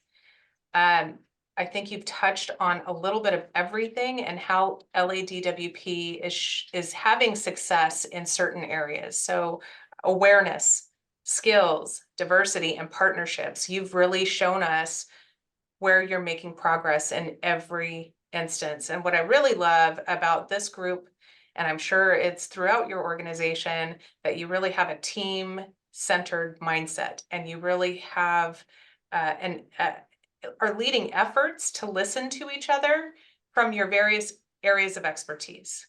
So if you're a recruiter, you have a certain area of expertise versus a PR person, versus a DE&I manager, versus an education manager, and you're coming together to hear each other, even if you don't agree. And I think that is really important, and it's really important for partnerships, for those who either have successful partnerships or are looking to build successful partnerships. Partnerships can be external, but it's really important that they're internal too. And you have just done an excellent job today sharing where you've had success there. So if everyone could just help me thank LADWP for being here.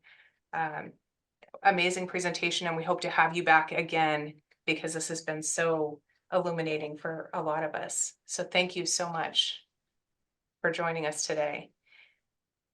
I thought the idea of having a booth at the California High School Counselors Conference is a fabulous idea, because they are the key. I mean, working with individual students, working with individual sets of parents is one thing, but when you link with a counselor who has 400 students that are in their stable, and if you provide them with an easy answer or an easy process, that's how we're going to make big inroads. I love it. And remind me where I saw it, Riverside.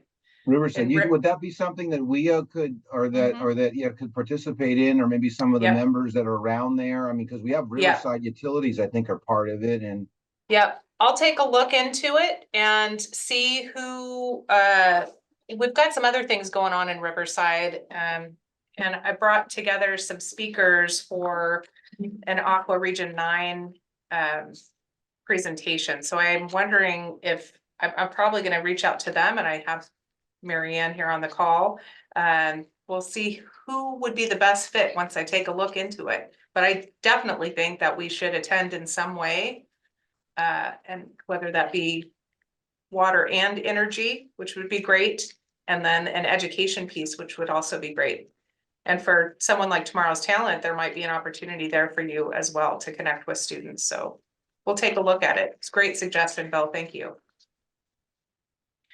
Okay, so we're at a crossroads here. We have dropped down to 28 people, and that we kind of expect that, especially summer, our last meeting. People are busy. It's a long meeting. We could break out into breakout groups, or we could have a larger conversation. Does anyone have a preference? Either way. Let's just do it then. Sticking together? You'd like to stick together? Yeah. Or thinking of breaking out? Either one. I'm happy to do either. I think we tried a larger group last time, and it worked really well with a small group like this size. So if everyone's good with it, let's try it again. That sounds great. All right, wonderful. Can I get one of my illustrious note takers? Katie, can you pull up our Padlet and take notes for us? So you can use the link if you want to. You can go back to the link if you think of something afterwards and add additional comments to our discussion. If you think of something else, you can go back and share this link with your colleagues. We'll clean up the other stuff, the breakout 2, 3, 4. So they are removed, but all of this is available to you following this this meeting, because sometimes we get into really deep conversations and we haven't taken notes, and you have to either go back to the recording or you forget something or want to refer back to something. And so we always make sure that's available to you. So let's start with this larger group. What DE&I policies and practices are currently in place at your organization, and how are you measuring success? And I'd like to hear from those who have very successful DEI policies and practices, and those who, have just started.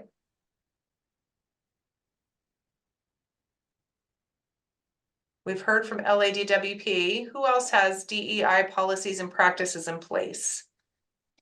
If any, is our UCI survey going to be really illuminating?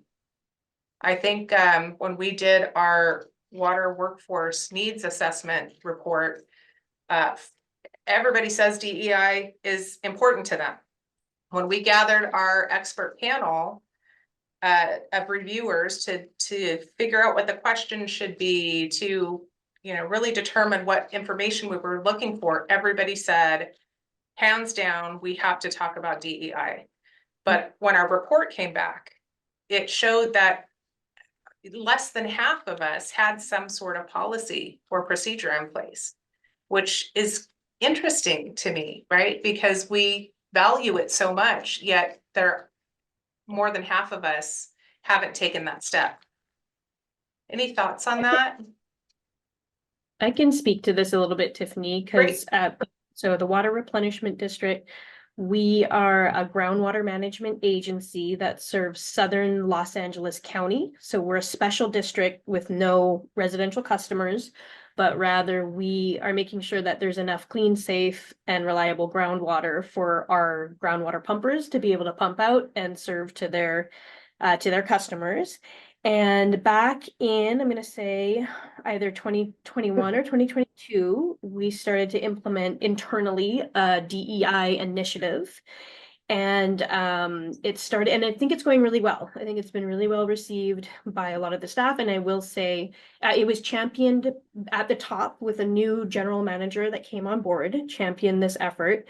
And I think it really has gone a long way to change the culture of our workplace. It's been very effective and has really given results.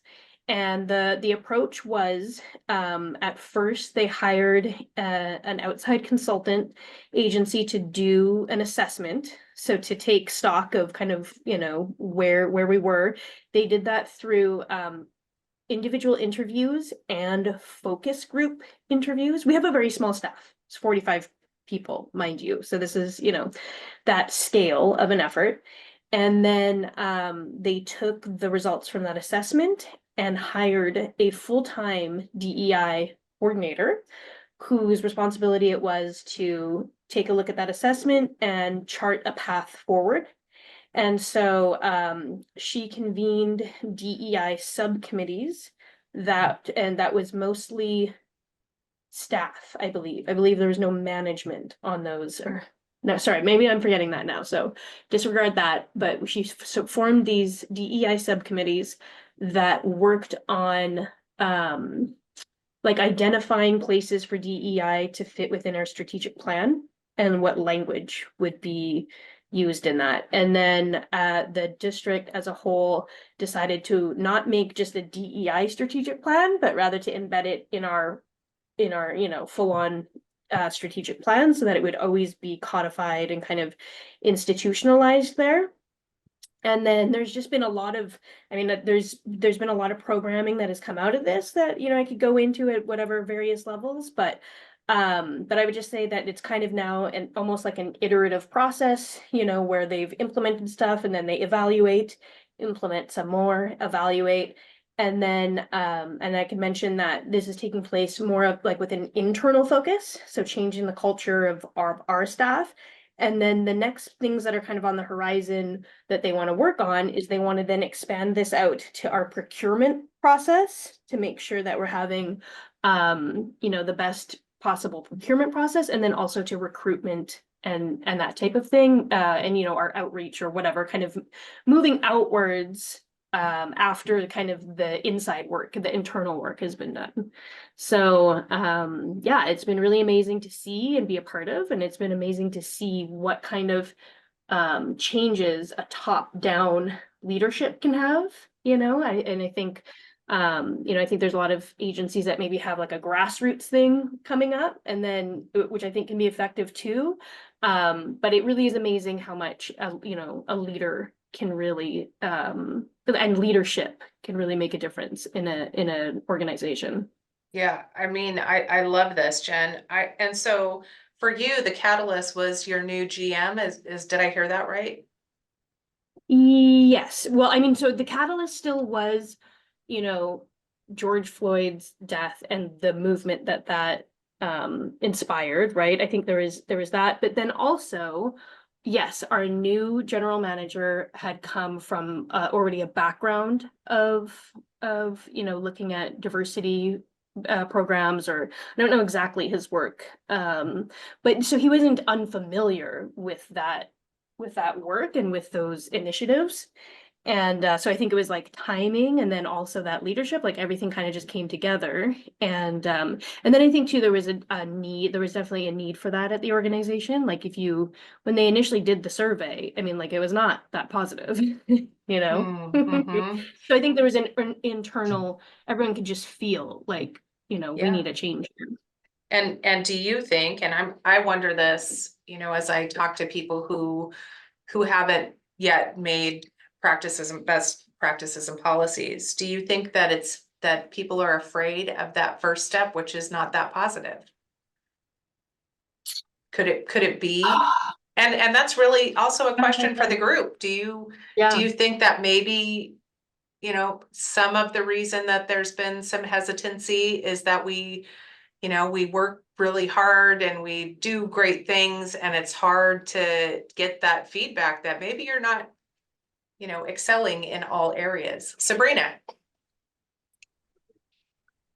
Hi, I'm Sabrina from the Coachella Valley Water District. I would agree with your statement that there's a bit of a fear to start on the path, especially from leadership standpoint.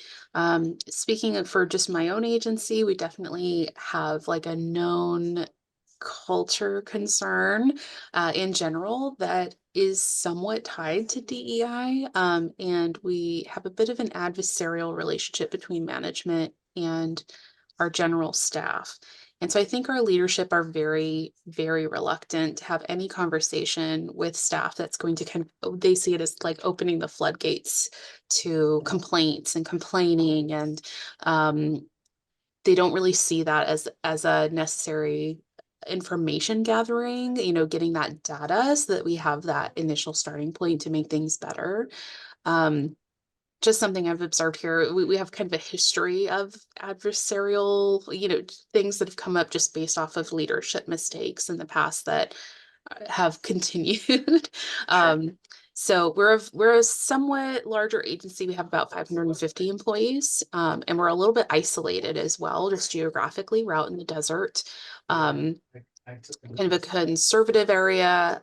We have a pretty diverse workforce, but I would say the belonging is the issue with us, and we do not really have any formal policies or practices.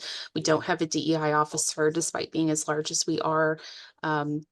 The struggle we tend to have is that our board members have not shown really any interest in including DEI goals in the strategic plan. And without that kind of top-down support, it's really hard for us to kind of have a grassroots approach because you can't really put funds or time to dedicate into a program without having it tied to a strategic initiative. So if anyone has any thoughts on that, or if they've overcome that, I'm really excited to hear about that. Yeah, anybody in the group Dawn? Yeah, a couple perspectives. Number one is having watched this over the real long time. When I was still with the city of San Diego back in the late 80s and early 90s, the city of San Diego did a very comprehensive diversity program. And all supervisors and managers had to go to a 4.5-day workshop.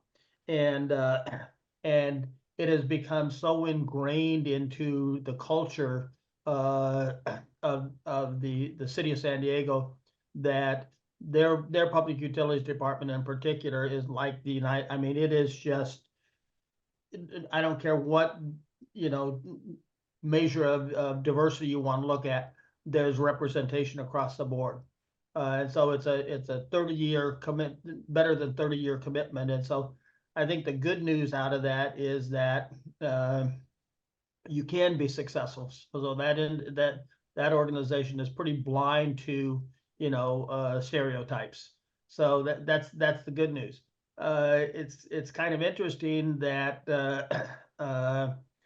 we've seen it, especially my perspective is that the larger organizations in the more metropolitan areas tend to have more progressive, more programs. The more rural you are and the smaller you are, the much more difficult it is to have that as being a focus, because in many cases you're so busy just doing the work that it's kind of, I don't want to say it's a luxury item, but it's considered non-essential if you're looking at the budget and that kind of thing.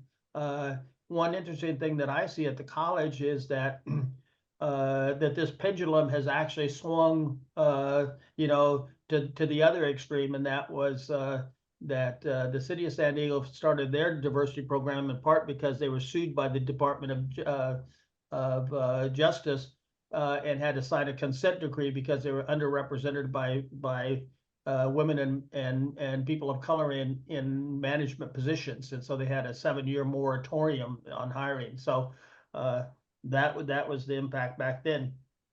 Now, if I will tell you that at our college district, and I hope there's no listeners, at our college district now, if you looked at gender diversity, it's probably, management positions are probably 75 to 80% occupied by women.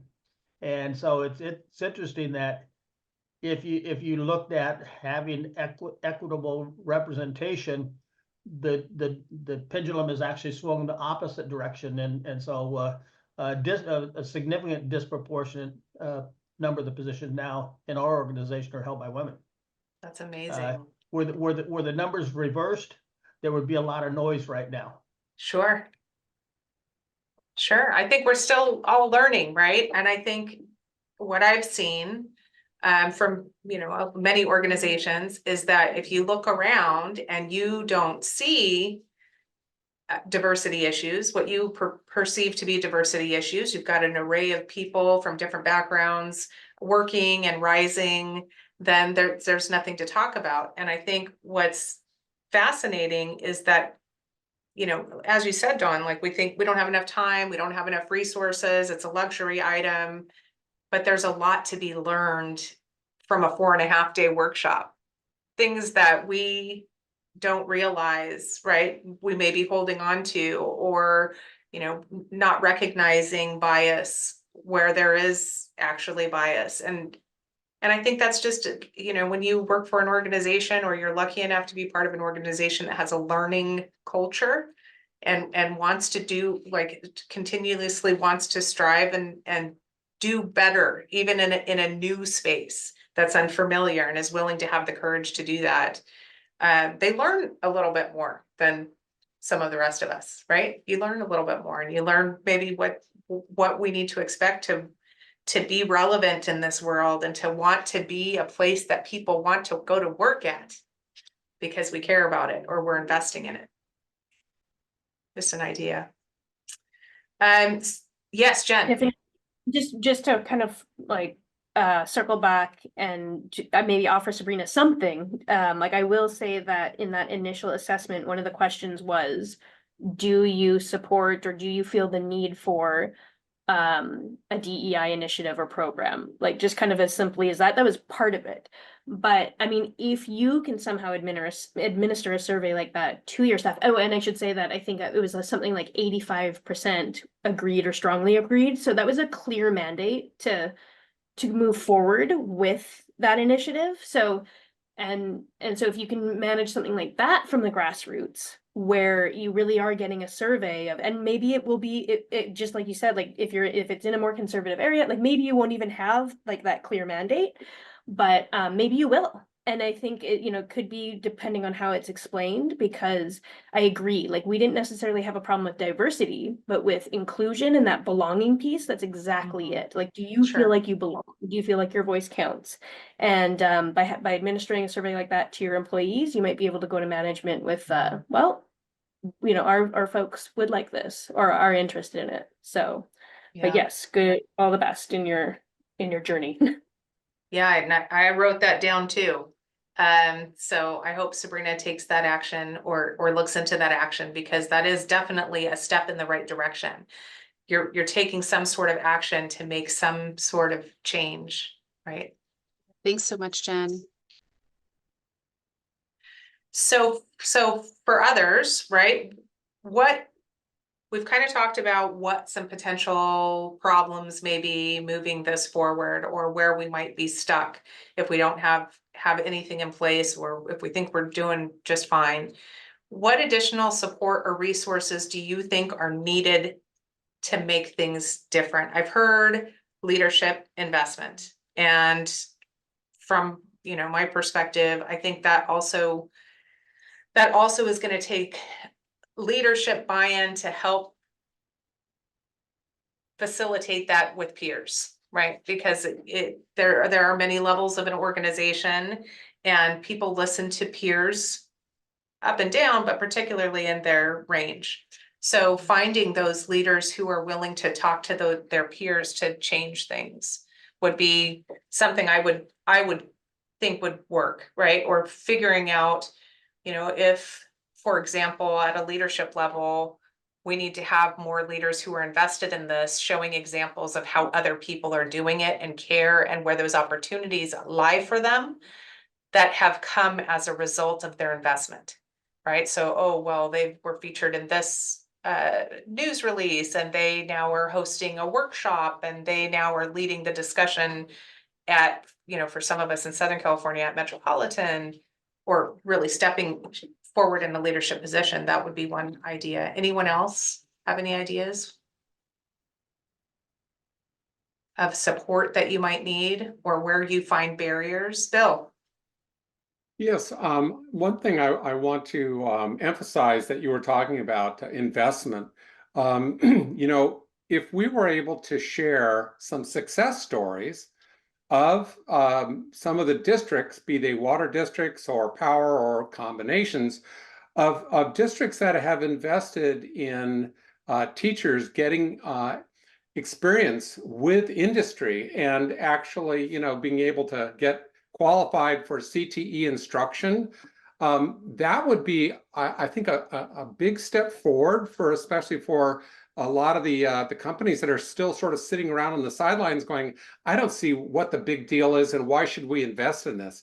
But if we can show that there's actually a high success rate in helping those teachers get that industry experience, and helping them transition from just a pure subject area background into CTE instruction, or vice versa, of getting some industry people back into the school system, and investing in them, getting their credentials, etc.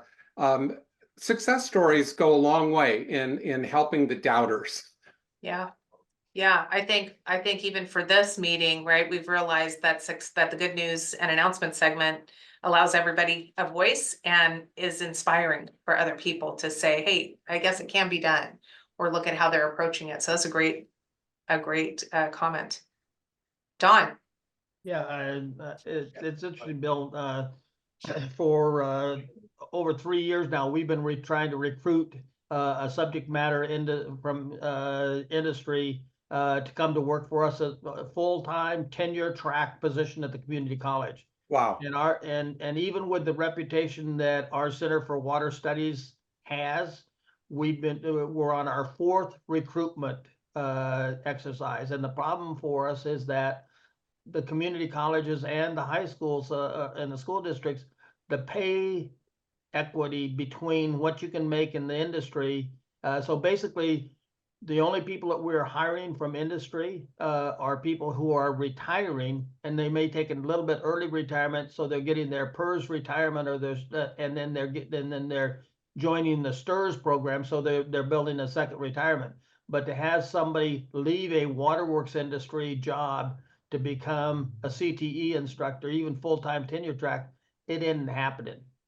Right, and it's not even half the wages. Yeah. Yeah. Yeah, and that, I mean, that also is a great point. I'm shocked that you're in your fourth recruitment, Yeah.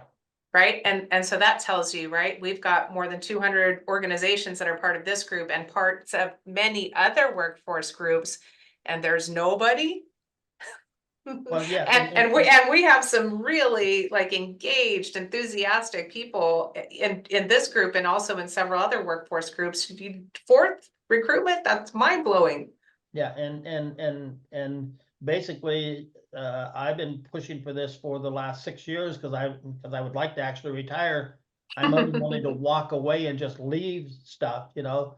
But I've given them an ultimatum that July of next year, I'm gone, and you better have somebody on board and up to speed, because if not, that program's gonna, you know, our program's gonna fall because our full-time instructor is in the same situation. So both Yeah. of us who have been there for, you know, 30 years are going to walk away and you know, if they don't have recruitment, if they don't have replacements for us, I don't know who's going to lead the program.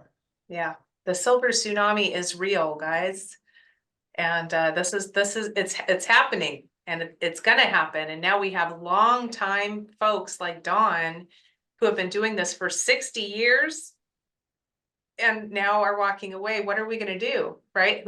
Who've built not only successful programs, but then semi-retired and built more successful programs on top of more successful programs, and we can't get somebody to say, I'm taking your job. That's kind of amazing. And then I did want to point out, Jen also made an excellent point in the chat. You can also make a business case of why a better work environment creates more productivity and less turnover. And I think that's exactly right. And I think for many of us who have board members or council members, you know, the emotional part or the emotional connection that we have to this work isn't necessarily always shared. Sometimes it is, and that's great. So what is the business case, right? And how do you go, how do you approach that? So it's a great point. All right, let's go on to what types, okay, target audience. So we're going to talk about awareness now. And I've heard different people from different organizations say my target audience, and I want to hear from the educators too. Who is your target audience for recruiting into these jobs? Is it K-12? Is it middle school, high school? Is it transitioning military? Is it adults transitioning into new careers? And have you considered all of those options? Right? And do you know what their needs, wants, requirements are? If anybody has any input there. Do you know who your target audience is? Let's start there. Dawn. Yeah, we certainly do at our college. We've been running a Women in Water symposium for the last 7 years. We've been doing high school recruitment and job fairs. We did a grant with one of our local high school districts to do STEM. That was targeted for STEM students. It was 4 modules for STEM students. But really right now, my main focus is transitioning military and veterans, because they are job ready, they are skill ready, and everybody says thank you for your service. But if we really want to thank and honor our military for their service, you know, hiring them into jobs in the water and power industries is a great way to do that. It's also a way for us to capture their skills, their technical skills. I mean, the military these days is very, very STEM centric. It's very high tech. And so if we can bring them on board, especially senior NCOs who have been in the military for 20 years, they will become the role models and mentors for some of the young people. So I think the high school students is the long-term picture, and we really need to make inroads there. But the stopgap is really the transition military, and we're blessed here in California to have, 200,000 active duty military in California, and about 10% muster out each year. So we have 20,000 people with tremendous skills that are looking to come back into the civilian sector. They can't live in California on their military retirement. So if we can recruit them, they will really bolster our industry. They were the backbone of the water department in San Diego when I started, and they became my role models and mentors, and so that's where I got educated onto how to solve problems and stuff. So for you, any of you who have military or active duty reserve or National Guard units in your area, I encourage you to reach out to them. And the people you want to make contact with there are the Transition Assistance Program people and the command career counselors. A command career counselor, every major unit on a military base for that command has a career counselor. Their primary duty is to try and encourage good people to stay and re-enlist for another tour of duty. But when they get to retirement age, or when they've made a decision that they're going to leave the military, then that command career counselor's job shifts to try and help them make a successful landing back in the civilian world. So they are looking for places to outsource, to send their people where they have a great opportunity. And so if we say, hey, we're here, we got great opportunities, they can continue to serve, we can build on the skills and experience that they have, and we can honor their service. It's just a win-win situation for everybody. Yeah, Don, I have a couple of follow-up questions for you, because you're the expert in this field. What makes military a good employee for water wastewater?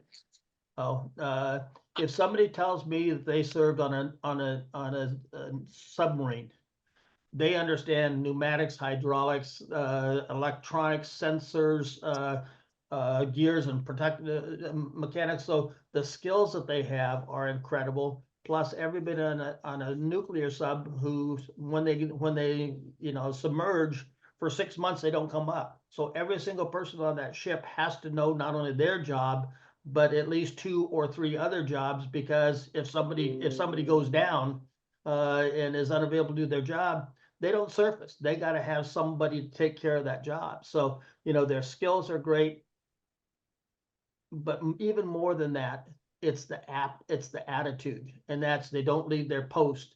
They don't walk away until a job is completed. They leave nobody behind. They document what they do. They follow rules and regulations. They follow orders, and especially the senior enlisted. So the Navy chiefs and the sergeants in the Marine Corps and the Air Force, they have strong supervisory and leadership skills also. So and they are job ready. So I mean, they are responsible, they are dependable, and they innovate. If you don't have the tool that you need, or if you don't have the piece of equipment you need, and you're out in the field, you improvise, you figure out a way to succeed in your mission. And that's the kind of core values that this industry really needs. At 3 o'clock in the morning, your treatment plant has a pump feed that goes down. It's not like you can wait or you can go down to 7-Eleven and pick up you have to have people that know how to work around and improvise around those. And the military just have that skill set in spades. Yeah, I agree with you. I mentioned that I grew up in Colorado, and the last place I lived was in Colorado Springs, that has both an Army base and an Air Force base. So throughout high school, I mean, that's what we knew. I can tell you that in Colorado Springs at the time, single parent, I know you all have heard this before, so we didn't have a lot of income. We were encouraged to go into the military to help pay for college and this sort of thing. So when you're looking at, you know, how do we provide experience to these K-12 students or, you know, junior high or just high school students? When we have a high school student who applies for a job, what makes them a great candidate? Perhaps when we're looking at underrepresented communities and communities where, you know, maybe you didn't know what to do, but you knew you needed some structure and you knew you needed to get some skills, you know, that makes perfect sense for our industry.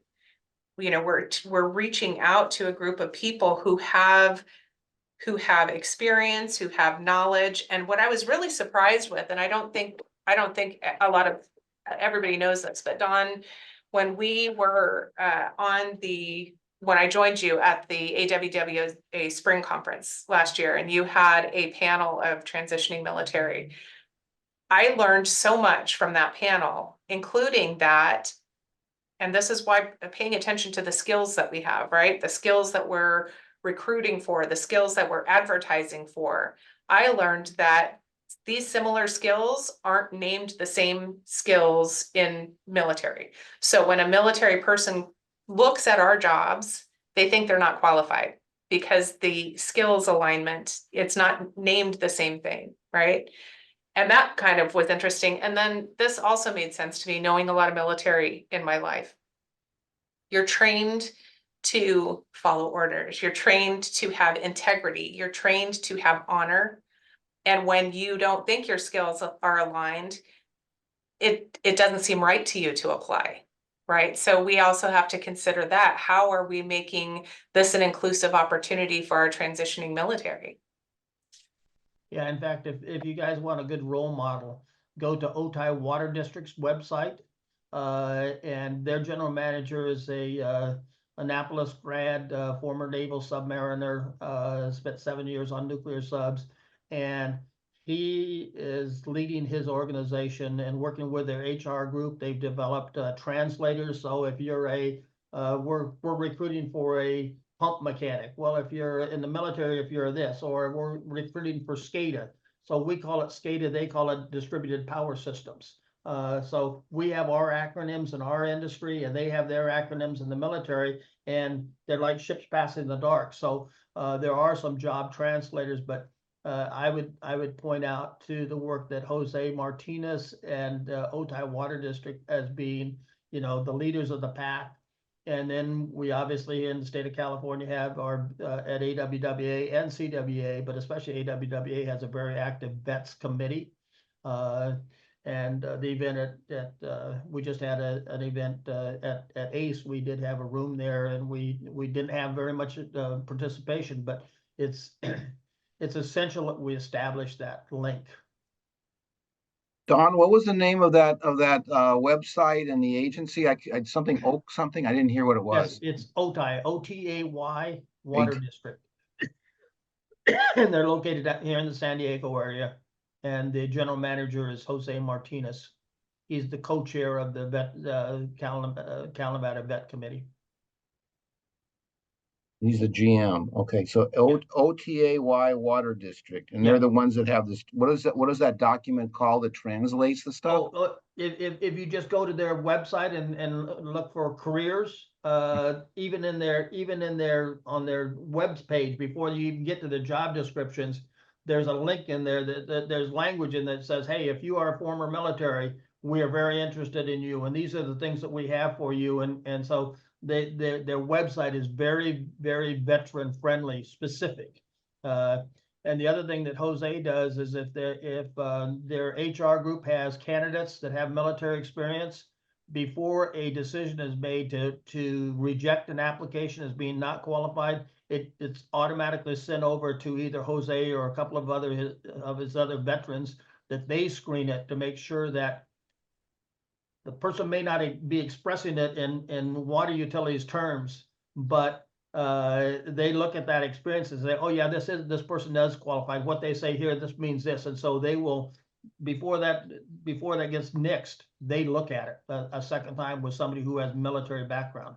I wonder if the city personnel or something like that. I'm going to reach out to. I think Artie does recruitment. I'm going to check with him to see if LA City, because the personnel analysts that look at applications, for specific job, they're looking for special thing. And if you call something different, they may not qualify you. So I don't know what they're doing, but that could be something why they get weeded out. I mean, because I've heard people tell me, frankly, at Water and Power, I've had some of our, I was a recruiter or something, like one of our staff telling me, he was telling some of the people that some of the military that they have to go to a smaller agency or something to get experience first before they work from us. And that might be the reason. Well, the other thing, to give you an example on Jose and the San Diego County Water Authority proposed legislation that was passed by that was carried by our current mayor here, that when he was in the assembly, it's Assembly Bill 1855, and it requires the state Water Resource Control Board to consider military training and experience as qualifying for certification exam, hours and stuff. So he carried that legislation that Todd Gloria helped pass. So the other thing that's exciting for us is just within the last 3 months down here, the City of San Diego Personnel Department now has a full-time position that's a military liaison who's a former naval officer. And that person's responsibility is to make the City of San Diego more veteran-friendly as a hiring agency.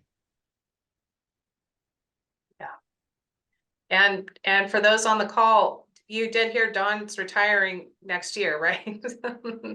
If we are interested in making headway with transitioning military, we need to do it now. Yeah. Yeah. Yeah. In fact,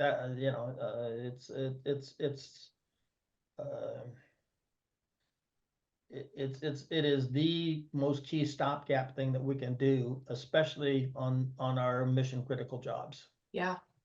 And I really love what you said too, that these young people transitioning military have it in them to lead and guide the next generation, right? So this does make sense. So you have a long-term plan, and then you have a plan for today. So when we leave, the next two generations, boomers and Xers leave, we have somebody in place who has those values and that drive to ensure that our industry remains strong and resilient. Yeah. Here in San Diego County, we have 15,000 people come out of the military every year, right in San Diego. Wow. And my goal is, if we could get 1% of those to pursue careers in the water industry, that'd be 150 jobs. And we have 600 vacancies at any time down here. So we could easily assimilate 150 people, out of the military. And within 5 to 7 years, the core values within our industry here would change to being more responsible. You don't say no, you don't just show up, you don't, all of those core values of the military. If all of a sudden 20% of your workforce shares those core values, that will change the culture of the whole industry. And I agree with you. Think about too, when our leadership also starts retiring, right? Encouraging these, young men and women to consider elected officials positions on water boards and city council. Like, if you want to talk about change within, as our leadership naturally transitions out, there'll be positions open for that. A perfect example is we had a Marine who was getting ready to retire after 22 years, was a master sergeant, and he came through SkillBridge. SkillBridge is a program that the military had, Department of Defense has, that you can spend up to 6 months, your last 6 months of active duty, working full-time in the civilian sector, and all of the pay and benefits are paid by the military. So for the last 6 months that Sean was in the Marine Corps, his pay was being paid by the military, but he was working for the San Diego County Water Authority. And he parlayed that experience into getting a job as the environmental manager at the Poseidon 50 million gallons seawater conversion plant up in Carlsbad. He now is he's currently the acting director of operations. Now, this guy was a sergeant. He was an enlisted person in the military. Of course, he also had a bachelor's degree, and also he had a bunch of other credentials, and he had leadership skills and everything else. So within 2 years, he's now in the probably making $150,000 a year, and is a key management person based on his 20 years of military experience and training. So it's a very, very rapid transition, and I've got similar stories of other people that are doing that exact same thing. So once they get into the organization, they move up very, very rapidly because, you know, they just shine. Yeah. And Don, maybe we'll have you back as a guest speaker in your final year so that we don't lose a lot of this information and these gems. If you'd be willing to come back, you know, October, January, something, we'll do we can either do a panel, which you've, you know, led and gathered folks for before, or individually, you let me know. But I think this is a really important conversation to have for this group because we're just unfamiliar. And for the group, everybody that registers gets a copy of the presentation, you get a copy of the recording, the chat, all of these things. And Stephen just sent us the AWWA Veterans Flyer. So we're going to throw that in the Dropbox too, so that you have access to that information. Okay, I think we're on our last. Are we on our last? If not, we'll try and speed through, but maybe not. This might be our last. So, you know what? Actually, I'm going to skip organizations because we only have a few minutes, and I'm going to go to barriers or challenges. So from your perspectives, what barriers or challenges do you find that future and current employees face in accessing training opportunities? Do they exist? Do they know about them? Is this an awareness issue? Is this an organizational issue? Anyone have any thoughts? Sabrina. So we are implementing a human resources development program. Part of that is kind of integrating with our existing structures just to bring it all into one place and one point of access for the employees. And that's been helpful, just educating and, you know, having that communications line for employees about what opportunities are available. We've noticed that our education reimbursement program is pretty well utilized. One of the things we're considering is reaching out to employees who have never used it, just to kind of have a personal communication about like, hey, just so you're aware that this is available. Some of the barriers that we're encountering for employees, we do have some divisions that are less likely to have participation in voluntary training. They'll only attend mandatory training, and those tend to be our divisions that are maybe understaffed or have kind of critical infrastructure work that they're doing, where it's really hard to ensure coverage for the department and allow employees to go to training. So just the operational challenge can sometimes be a barrier if the department's not well staffed, or if management isn't making it a priority to send employees to those optional training opportunities. The other thing I've heard sometimes individually from employees is just the balance of time, energy, especially for something like going back to college to get an associate's degree or to go and get a master's degree, just the burnout of like, hey, I work a full-time job, I have family responsibilities, I just don't have the bandwidth to do this too. And just trying to find that balance between, you know, you want the employees to commit to a training opportunity, but also provide the structure to allow them to participate. So one of the things we're doing, we're trying to build a partnership with some local, a local college and a local state UC extension center to try to bring more of it onto our campus or online during working hours so that the employee will have those opportunities at a more convenient time. Yeah, those are all really great points, and I can see those apparent for a lot of people. And we hear that a lot. Don. Yeah, we actually implemented just this last year a program called Invest in Yourself. And what we're doing is we're going out to the various water, wastewater agencies in our region. And specifically, we did 16 meetings with the City of San Diego Public Utilities Department and showing employees how our problem is they come, they take the 2 or 3 or 4 classes and enough to get their initial certifications, they get hired, and then they stop going to school. Well, that kind of plateaus out where they can go. And so the City of San Diego is really interested in growing their supervisory and management ranks from within. And so we actually sit down and do presentations, say, okay, if you get 1 level higher certification than you need for your job, or if you get 2 higher levels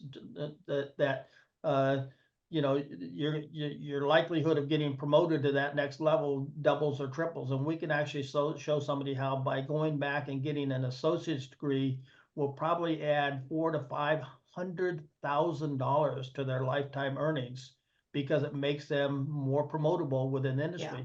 If they go on and get a bachelor's degree, that number triples. So you're looking at somebody by going to school at night or taking classes online and earning higher levels of certificates, certifications, and educational and that stuff can literally add $1.5 million to $2 million to their lifetime earnings.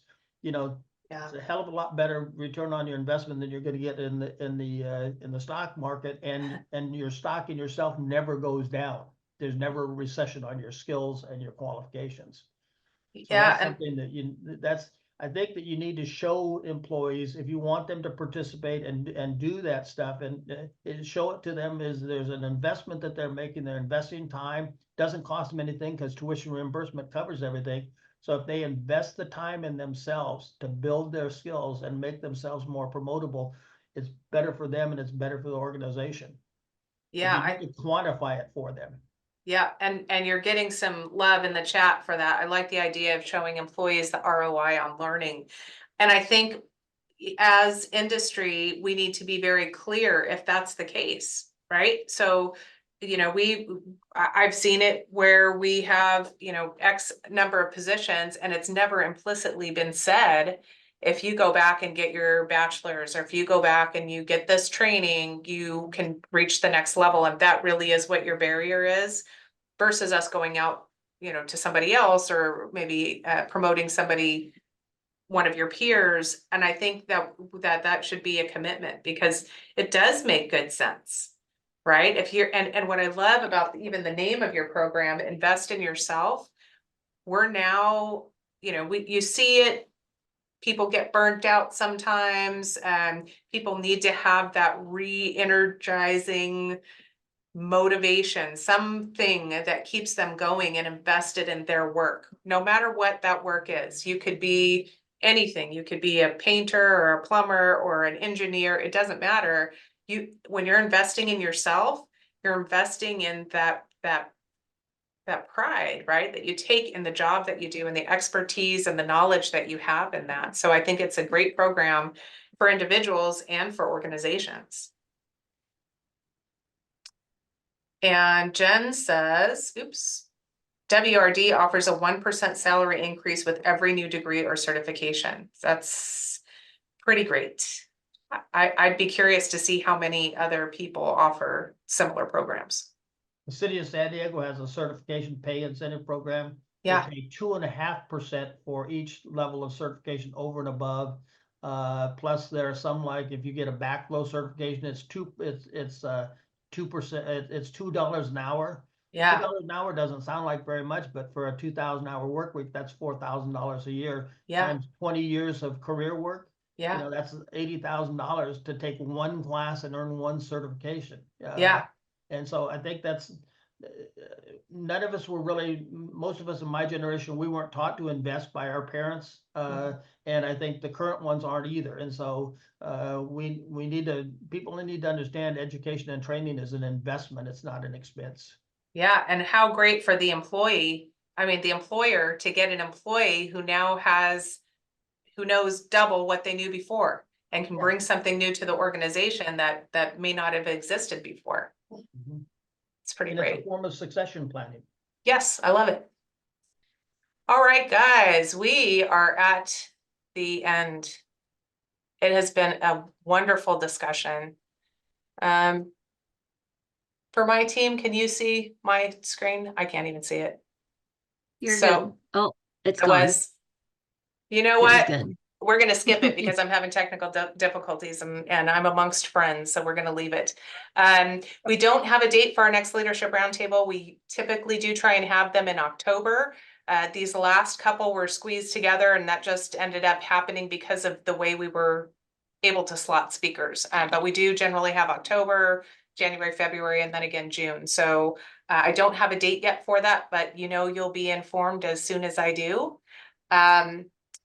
As always, I really want to thank you for showing up today, participating in this conversation, learning what you can. I hope in some ways, many of you have been re-energized or re-inspired to continue this work, because sometimes the cheese stands alone and you're the only guy in the room doing it. But that's okay.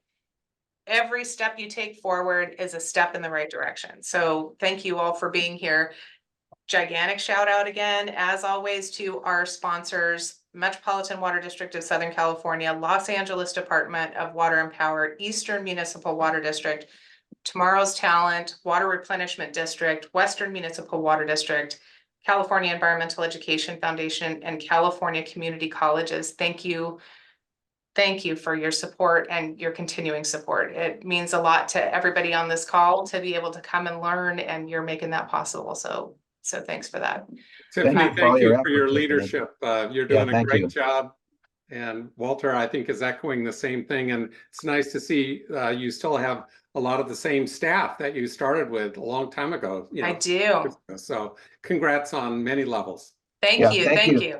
Yeah, thank you for the bringing this WEEA forward that Bill invented basically, and see, can you hear me? Yeah. Yes. Okay, so it says, because it's in the top says I'm muted, but anyway, yeah, thank you for bringing this forward, because you know, Bill came up with the idea, but you've you know, and then the CEEP board couldn't continue it because we needed to hire somebody and it wasn't allowed, so we weren't able to do that. But you brought this way beyond what we, you know, envisioned, I think, and it's just salute to you and your team for the great work that you're doing with WEEA. We really appreciate it.